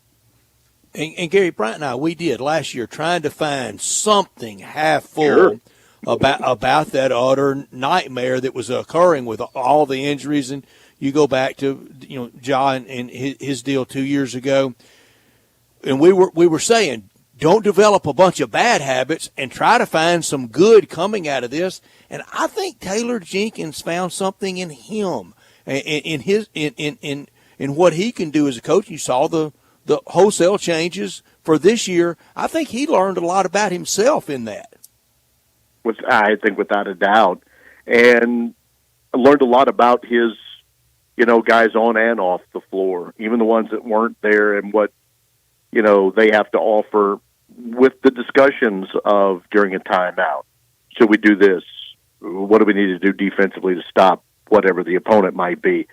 And, then there were changes throughout the, assistant portion of the staff also. New offense to get into and to go with. But I think he did learn. I think he did learn a lot about being on the sidelines. It's not always going to be those 2 seasons you had where you won 56, then won 51, and you drop out of the playoffs maybe before you wanted to, but it's going to give you that kick in the teeth that you got with all those injuries. 570 some odd games missed by guys last year. If you look at injury, just an amazing number. And so I think he did learn a lot about being, the leader and the guy that's running up and down the sidelines for sure, Brett. Yeah, absolutely. Well, Gary, as always, thanks so much for joining us, and let's do it again soon. Sounds good to me. Thanks. Real soon, Gary. Thank you. Thanks, Gary. Gary Darby joining the show from busiest the man in Grizzlies broadcasting. Radio Network. Yeah, we'll hear him here in about 40 minutes on Rebel Yell. Yeah. Getting it all in. Always busy, always prepared. Yeah. The consummate pro. Yeah, no, he absolutely is, and always And great fun guy. talking with him. Yeah, always a good time getting him on. But I think he's right. I think, and we've said it too. Last year was hard to watch. It was hard to stay engaged with what was going on because of all of the injuries. But I think you look at what this team was able to get out of that season and what they were able to learn, what some of these individual players were able to learn about themselves and grow as players. It's very beneficial for this season, but at the same time, and I was kind of thinking about it when we were talking with Gary, today you play 12 guys, and I would say all 12 of those guys have played roles this year for this team, and you still have Vince, you still have Marcus injured right now, and something's got to change with this rotation. Brian, when you say roles, you've had the Jake LaRavia game. Yes. You've had the Luke Kennard game. Yes. You've had a lot of those guys with their game, not just out there filling in stat sheet minutes, but contributing key cogs. Yeah, all of these guys have been a factor at some point. Mainly those guys off the bench in those roles, and so I don't know what you do. Some guys are going to get pushed out. Maybe you use some of those guys to make a trade. I don't know, but it's a lot of guys that can come in and give you minutes. It can be a good thing. It could also be a bad thing. With anything close to the blessing of good health the rest of the way, we got us a fun April, May, and maybe beyond. Oh, yeah. Ahead of us. Yeah, this is a really fun team, and it feels like on their way to a really fun season. And you mentioned it. I mean, a lot's got to happen. It's still only January 20th, but today's the type of day you want if you're the Grizzlies. You get a win, Rockets get a loss. Still pretty early to start looking at it like that. But the Grizzlies are in a really, really good spot right now, and we'll see if they continue. If they can continue this, we mentioned it. Now, after that win over Minnesota, these next 3 games, you've got a really good opportunity to win all of them, all 3 against teams well below 500. So if you can capitalize on that, get a nice little win streak going before you go on the road to a couple tough road games, you'll really be cooking. Well, before we get to a break, let me remind you about our 5 o'clock sponsor. It's Jaguar Land Rover Bluff City. Jaguar Bluff City has been the premier Jaguar dealership for the greater Memphis area since 1984, and their talented team, they're ready to help you find your next perfect vehicle at unbeatable rates. Swing by Jaguar Land Rover Bluff City today and check out the new 2025 models like the 2025 Range Rover Sport, the 2025 Range Rover Velar, and the 2025 Defender. Test drive the Range Rover Sport where luxury meets performance. It's a perfect mix of style, performance, and versatility with options ranging from 360 horsepower up to 635. It's also available as a plug-in hybrid electric vehicle with $7,500 federal tax credit when leased with approved credit. Take a look at the Range Rover Velar, powered by mild hybrid technology and enhanced with the latest well-being features and fully connected entertainment system. The Range Rover Velar is the ultimate luxury compact crossover. Purchase yours today and get special 4.4% for 72 months financing available with approved credit. Don't forget about the Defender. Available in multiple models to fit your needs, the Defender is built for the modern explorer, and Jaguar Bluff City is offering special interest rates for 60 and 72 months on various models. Give them a call, 877-259-6169. Go online, jaguarbluffcity.com. But please go out there, give them a visit, test drive these beautiful vehicles. 6335 Wheel Cove, right there just off of Quince for Bluff City Jaguar. Well, let's go ahead and get to a break, and when we come back, we turn our attention to the national championship game tonight. We'll make our pick. We'll talk about it with our pick and preview, and then we'll get to our top 4 wins all time for both Notre Dame and Ohio State. We'll do that next on Sports Time. Start your day with Sports 56 Mornings with Greg Gaston and Eli Savoy. Weekday mornings from 7 to 10, right here on Sports 56 and 98.5 FM. Guns, guns, and more guns. Over 700 firearms in stock. Old defense guns, old guns, new guns, used guns, big guns, little guns. Every gun you can think of, Classic Arms has them. All brands like Glock, Sig, Colt, Ruger, Smith & Wesson, Browning, Beretta, Benelli, Remington, Winchester, and more. Guarantee lowest prices in town. Only gun importer in the Mid-South. Free gun inspections, appraisals, and free bar sighting for the upcoming deer season. Shop online at ClassicArmsInMemphis.com or visit Classic Arms at 1740 Georgia Parkway behind Parky's Barbecue in Cordova.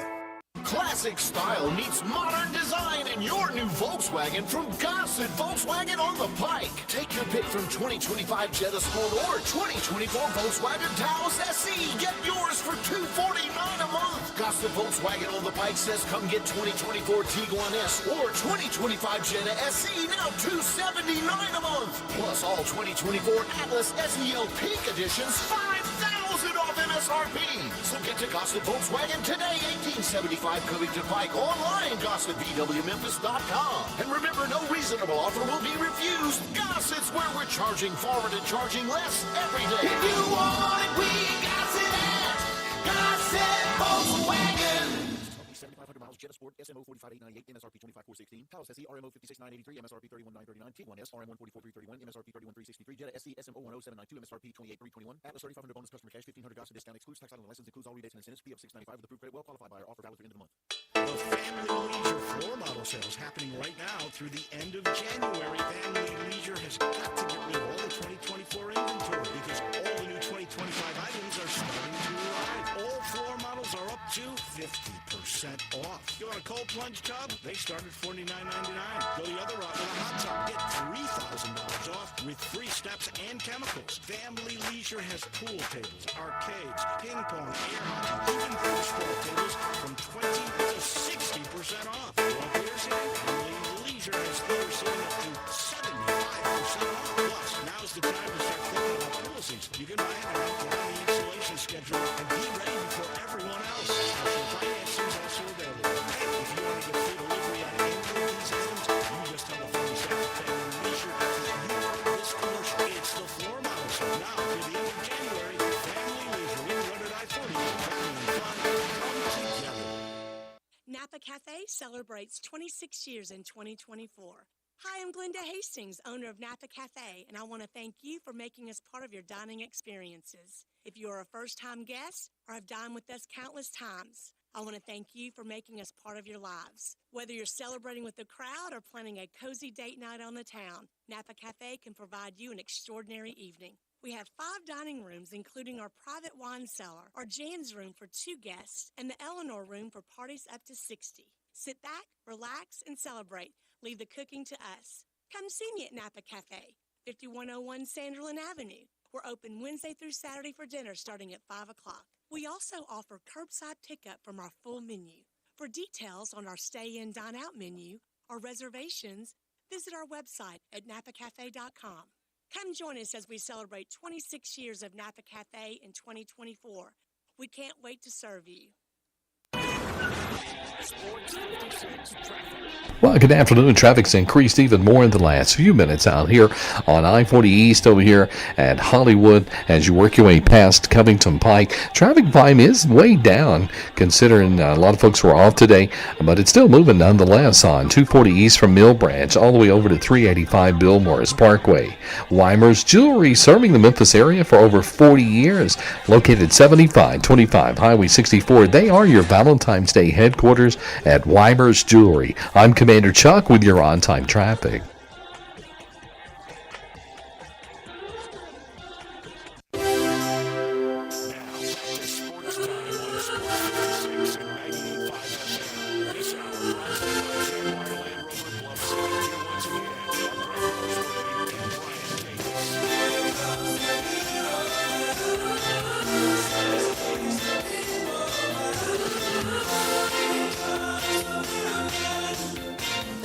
Welcome back into Sports Time. Bryant and Brett with you as we got about 30 minutes left in today's show, and we got to talk about the national championship game tonight. We got to make picks, and then also top 4 wins all time for Notre Dame and Ohio State. Brett, we talked about this game at the beginning of the show. It feels like everybody on planet Earth thinks Ohio State is going to win this game tonight. It feels like Notre Dame would have to play a near-perfect game to pull the upset, in that line moving to about 9 points earlier in the show. It's going to be tough, but I don't put it past this Notre Dame team to go out there, play a really tough, gritty game defensively, and maybe pull a shocker.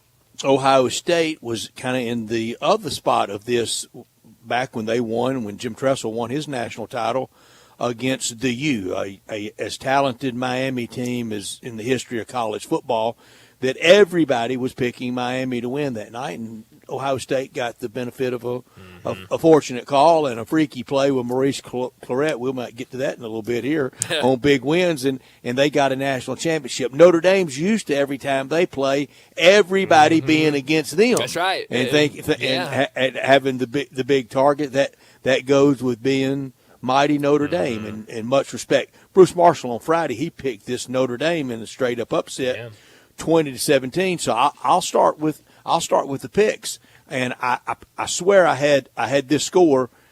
We have the same total, but this is a rock fight, goofy score. I have Notre Dame winning 19-18. Okay, that is a goofy score. Isn't it? That is a wild one. Yeah, that'd be great. Sign me up for that. And how they do it is a whole lot of keep away.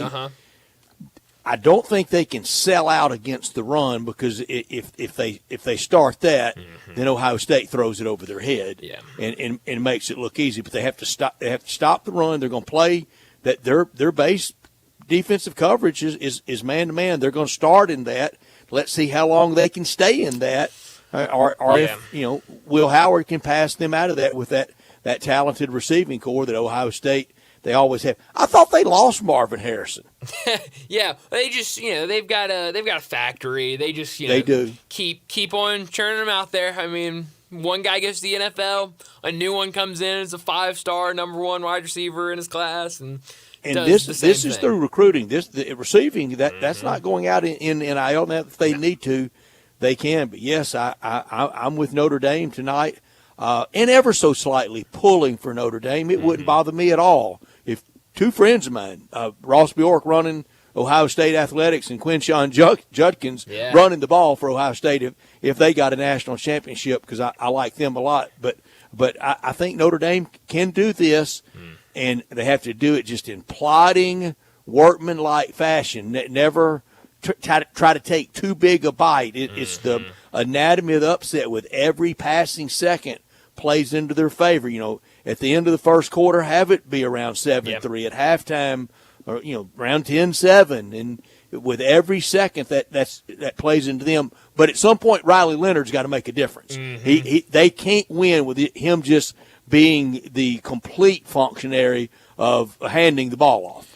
No, you've got to do something. Yeah, you need him to do something. It feels like this is the game where one of those quarterback is going to do something. It just feels like one of those guys is going to go out there and make a big-time play that is the difference maker in this game. Neither splashy. No, neither. I mean, we talked about it last week before the semifinal games. None of these quarterbacks are the guys that you want to go out there and throw for 400 yards and rely on his arm. You can't put it on them. No. You can't draw up a game plan expecting that. And it was emblematic of the year in college football. We had a very deserving two-way player win the Heisman Trophy. Runner-up was a running back. We've turned the Heisman Trophy into the best quarterback award. It just wasn't anybody to give it to this year. No. I mean, there was no quarterback out there that separated themselves or had that. Cam Ward a little, but nothing insane, and that's why he was really the only one out there that was in kind of the race in that top 3 or 4. I mean it respectfully, but when the Surface Academies had quarterbacks that are just as spectacular as the two tonight. Mm-hmm. Yeah. Yeah, you're right about that. Army and Navy. I don't know that Air Force did. Well, yeah, but no, certainly those two had some really good quarterbacks. Both of them did. But no, I mean, you made a really good point about thought Marvin Harrison had gone to the NFL. I mean, you look at, even go back further, Jackson Smith and Jigba with what he's now doing in Seattle, and then Igbuka, who's still there, and Carnell Tate, who has gotten kind of lost in the wide receiver room. He was a number one player. He was a number one receiver in his class, and so they have that lineage of guys having that success going to the NFL. More young receivers want to be a part of that and go, and that's why they get all these commitments. Yeah, we're keying off Ohio State minus 9.5, so I'll take the 9.5 again. I'll go 19-18 Notre Dame. Connor, your brother Connor, he takes Notre Dame tonight plus the 9.5. Darian takes Notre Dame tonight plus the 9.5. So it just leaves one pick left for our last college football pick of the year to be a group lock, and I'm trying to find group locks for the bowls. We are 5-6 in the bowls on group locks. Bryant, lunch for the rest of the month, anywhere of your choosing, if you can tell me our first college football game we picked for Friday Football Forecast way back on Friday, August 30th, before week 1. The first game we picked for Friday Football Forecast was, holy cow, it was Florida State and Georgia Tech. No, we didn't pick week 0. Oh, that was week 0. Dadgummit. We waited till week 1. Our first pick was Georgia minus 13.5 over Clemson. Wow. Group lock win. So are we going to close it out on a group lock? Oh, man. You know what? Yeah, sure. Let's close it out with a group lock. I don't love it. I was wanting to pick Notre Dame the whole time, and then when you told me I was the last one for a group lock, I thought about switching it, but we'll go with Notre Dame. We might be the only show in the country that group locked Notre Dame, no matter what the points were. They're not even doing that at the linebacker bar in South Bend tonight. No, we might be Boy, crazy. Don't you know it? Oh, it would be great to watch the game there tonight. Oh, wouldn't man, it'd be a long night one way or the other. I can tell you that much. It sure could be. Bowl picking. You've won the bowls. You're 25-20. Connor and Darian both are tied at 22-23. And me in a distant, not fourth, but last at 17-28 for the bowls, just for the bowls. I'll have the whole season math. It's gotten pretty close with you and Connor and Darian for the season total. But NFL this weekend, I went 3-1, bouncing back from my 0-6 last week. You gotta love it. That's how you Don't do you? it, Brett. Just bounce back slowly. There's one way to go. There's time. All right, the impossible for these football histories, these glorious histories, these great fight songs, these great helmets, all the players, all the coaches. It personifies college football, and it was hard to narrow it down to 4. Who wants to go first? I'll go first. Why not? Okay. I'll take a stab at it. I will start with my Notre Dame list because I really like my Ohio State list a ton. Don't love my my Notre Dame list, but we'll go with it. Four best wins ever. That's right. 4 best wins ever. Very hard to do. And because of that, I start with an OLI. Got to have an OLI in there with on a cold, wins. gray day. That's Grantland right. Rice writing about I wish, but that is not in my list. My OLI, 1957 win over Oklahoma, a 7-0 win that snapped Oklahoma's 47-game win streak, which sounds insane today, sounds even more insane back then when you're not playing nearly as many games as we play today. So I had to put that in an OLI spot, a 7-0 win over Oklahoma. Now, Brett, my number 4, I hope this doesn't get me kicked out of the top 4s because it is not, in fact, a win.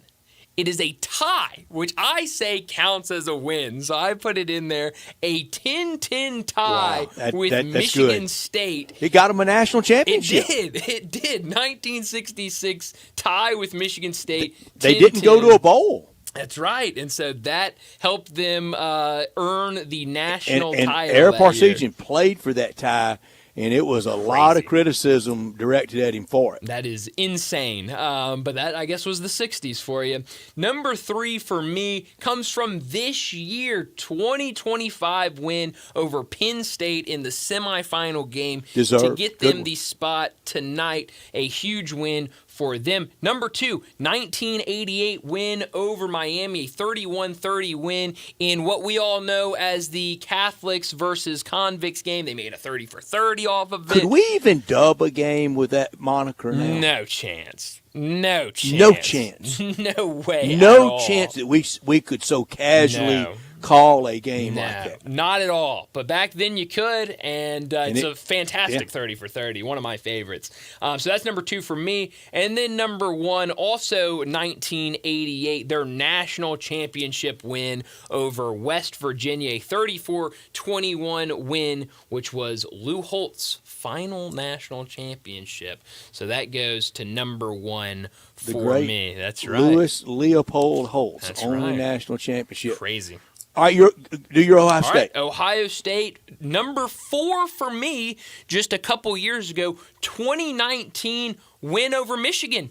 It gets number 4 for me because they can't beat Michigan anymore, and they tell us every year how important that is. So number 4 is the most recent time they beat Michigan, 56-27 in 2019. Number 3 for me, the 1955 Rose Bowl win over USC, a 20-7 win. It was the first time Ohio State finished 10-0, and with that win over USC, they were the AP National Champions, so that is number 3 for me. Number 2, the 2002 BCS National Championship win over Miami, a 31-24 win, their first BCS championship. And then number 1, one of my favorite teams of all time in college football, the 2015, I put their national championship win over Oregon, a 42-20 win, but really that season as a whole where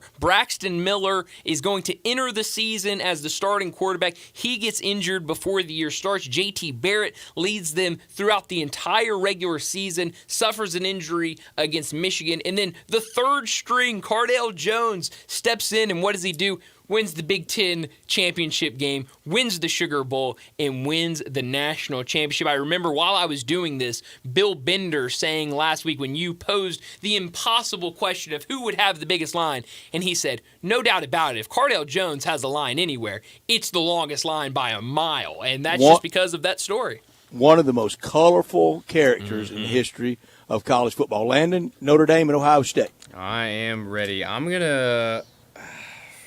Did you start with Notre Dame? Yeah, go for Notre Dame. All right, I'll start with Notre Dame.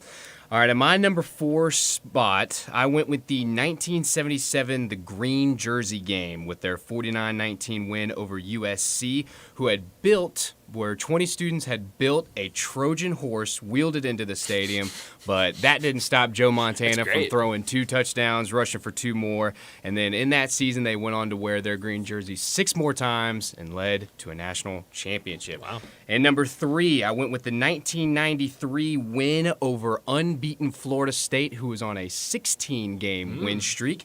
And to that point, they were 9-0 and had only allowed 4 rushing TDs in that year. Wow. And in that game, Notre Dame rushed for 4 TDs in their pretty dominant win over Florida State. And fun fact for you, that was the first time that College Game Day was hosted at a college campus. Oh, good stuff. Wow. Was during that game. Wow. My number 2 is going to have to be the 1988 Classic of Catholics versus Convicts, the toughest game Notre Dame played that year that eventually led them to a national championship that year. And my number 1, I'm turning back the clock a century, going back to 1925, where Notre Dame won over Stanford 27-10 in their first national title game, and a big, big game between Newt Rockne and Pop Warner that put Notre Dame on the map nationally as my number 1 You game. boys did some research. I am proud of you. All right, Landon, Ohio State. Ohio State, number 4. I went with the 1954 national championship. This was Woody Hayes' first national championship that kind of launched Ohio State into their golden era. It finished that season 10-0 with a dominating win over 20-7 over USC. My number 3, I went in a little bit of a different direction than Bryant. I went with the 2014-15 season college football playoff Sugar Bowl, where they beat Alabama with their third-string quarterback and all-star running back Ezekiel Elliott with a high-powered Alabama offense. Nick Saban era still going strong, so huge win for them there. My number 2, I went with the 06 game of the century. Number 2, Michigan versus number 1, Ohio State. The very first time that these two teams had met as number 1 and number 2, with Ohio State coming out on top 42-39.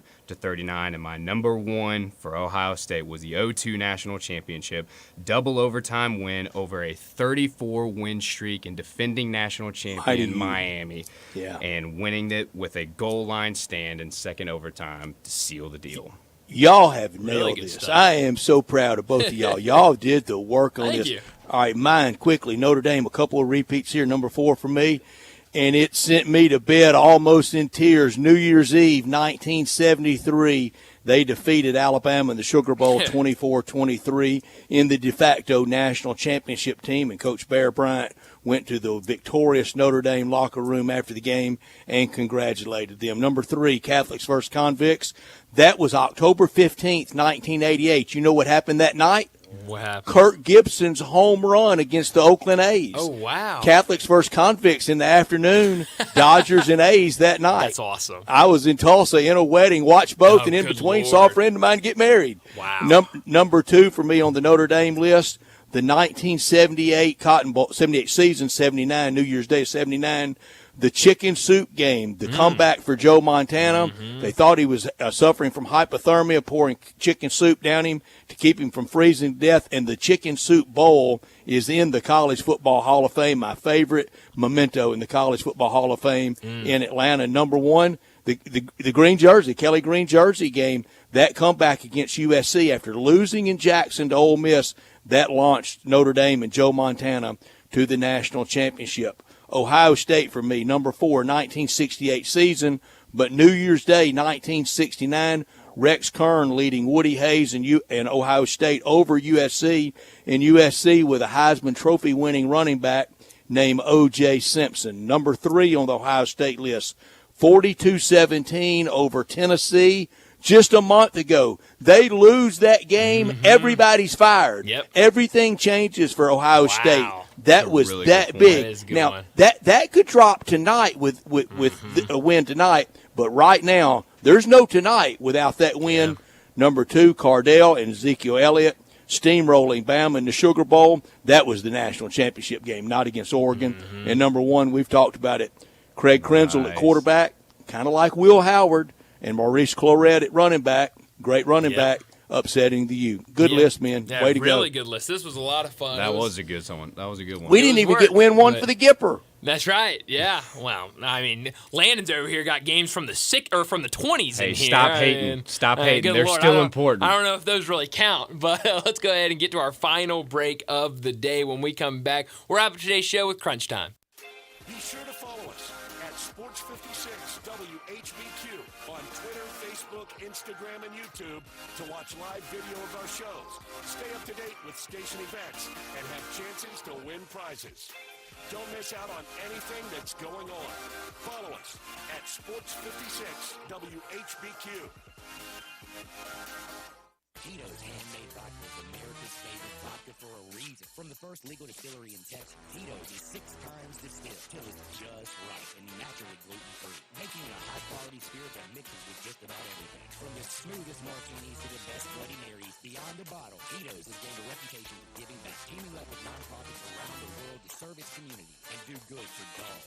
Make your next cocktail with Tito's and learn more at Tito'sVodka.com. 40% alcohol by volume, mainly 80 proof, crafted to be savored responsibly.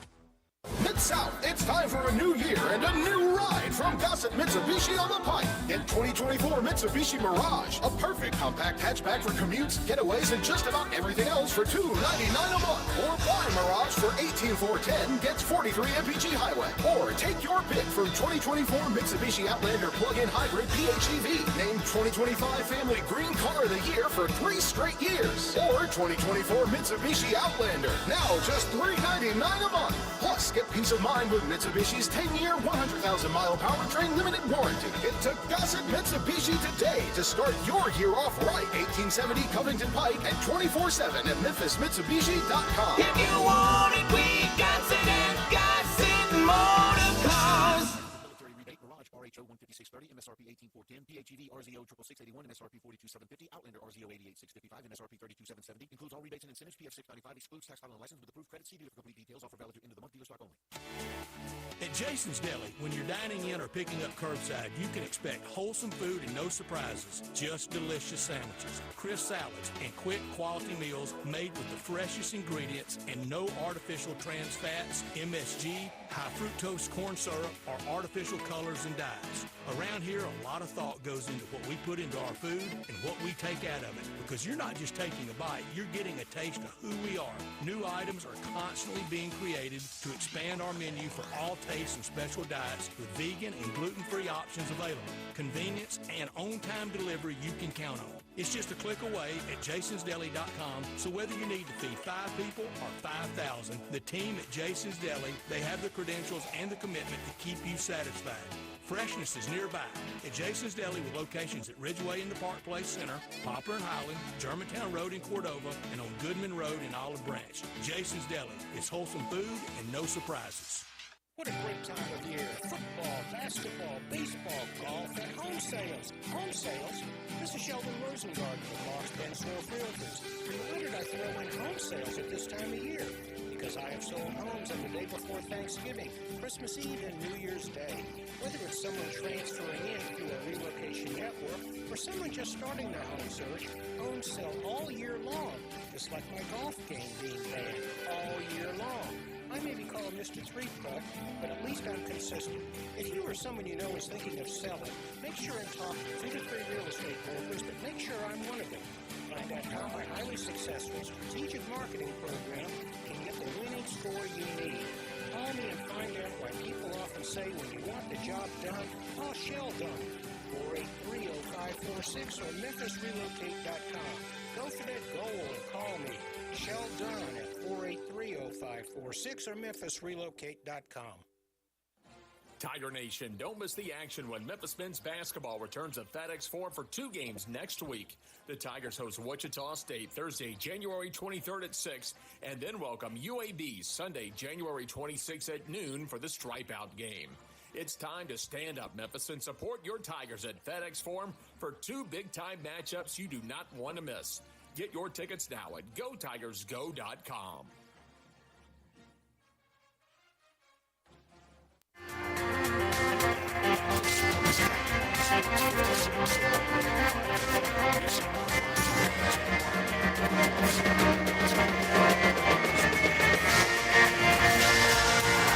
This is pretty cool, and we're just getting started, so.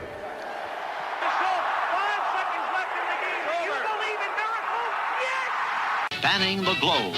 Go crazy, folks!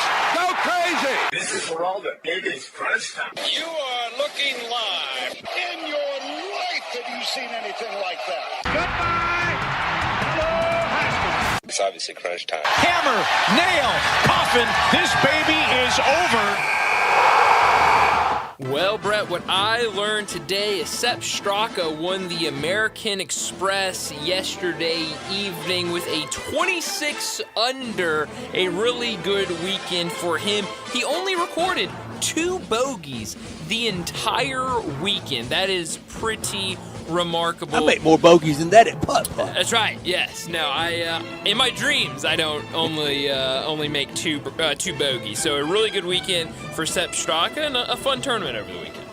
It was a fun tournament. What I learned today, the best regular season day of the year in downtown Memphis, and a big win. It's going to be fun in April and May. Yep. No, it's going to be a ton of fun. What I could have done without today was the performance by the Detroit Lions over the weekend. Saturday night, I said it earlier, I'm sure a lot of Detroit fans were sitting there going, man, Jokers. We get the Commanders. Who would pull for a team like that? Nobody, Brett. But, I mean, everything was lining up. You're at home. You've just had one of your best seasons in history. You've got a rookie quarterback coming in after a wild win in the wild card. You think, okay, this is going to be easy. We're going to get a big win. But the turnovers were there. It was just a really poor game offensively for them. And ultimately, the Commanders and their rookie quarterback continue to live. That's what I could do without it. Nobody, don't put me with the Lions. My team's Washington. Always has been. And yes. Jaden Daniels, you know how much I liked him from college. You sure did. You loved every My minute Commanders. of watching them. Yeah, you've watched every game this season of the Commanders, just rooting them on from start to finish. That's exactly right. Where are you beaming tonight? Beam me to Notre Dame versus Ohio State in Atlanta. Those helmets, those fight songs, those histories. Enjoy it. Big-time college football classic matchup. Stakes are huge.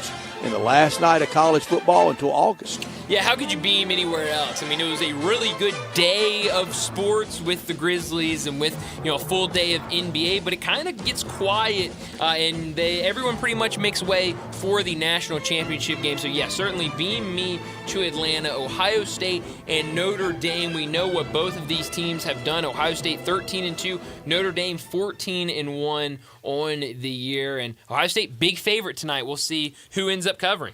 College basketball from noon to bedtime. 8 NBA games going on. But downtown Atlanta, it'll be fun tonight. Notre Dame and Ohio State. Can Notre Dame cover those Ohio State wide receivers? And one of these quarterbacks has got to make some plays. Yeah, it's going to be, I think, all eyes on the quarterbacks tonight to see what they can do if one of them can separate themselves from the other. Well, that's all the time we have today. Enjoy your night. We'll talk to you again tomorrow afternoon.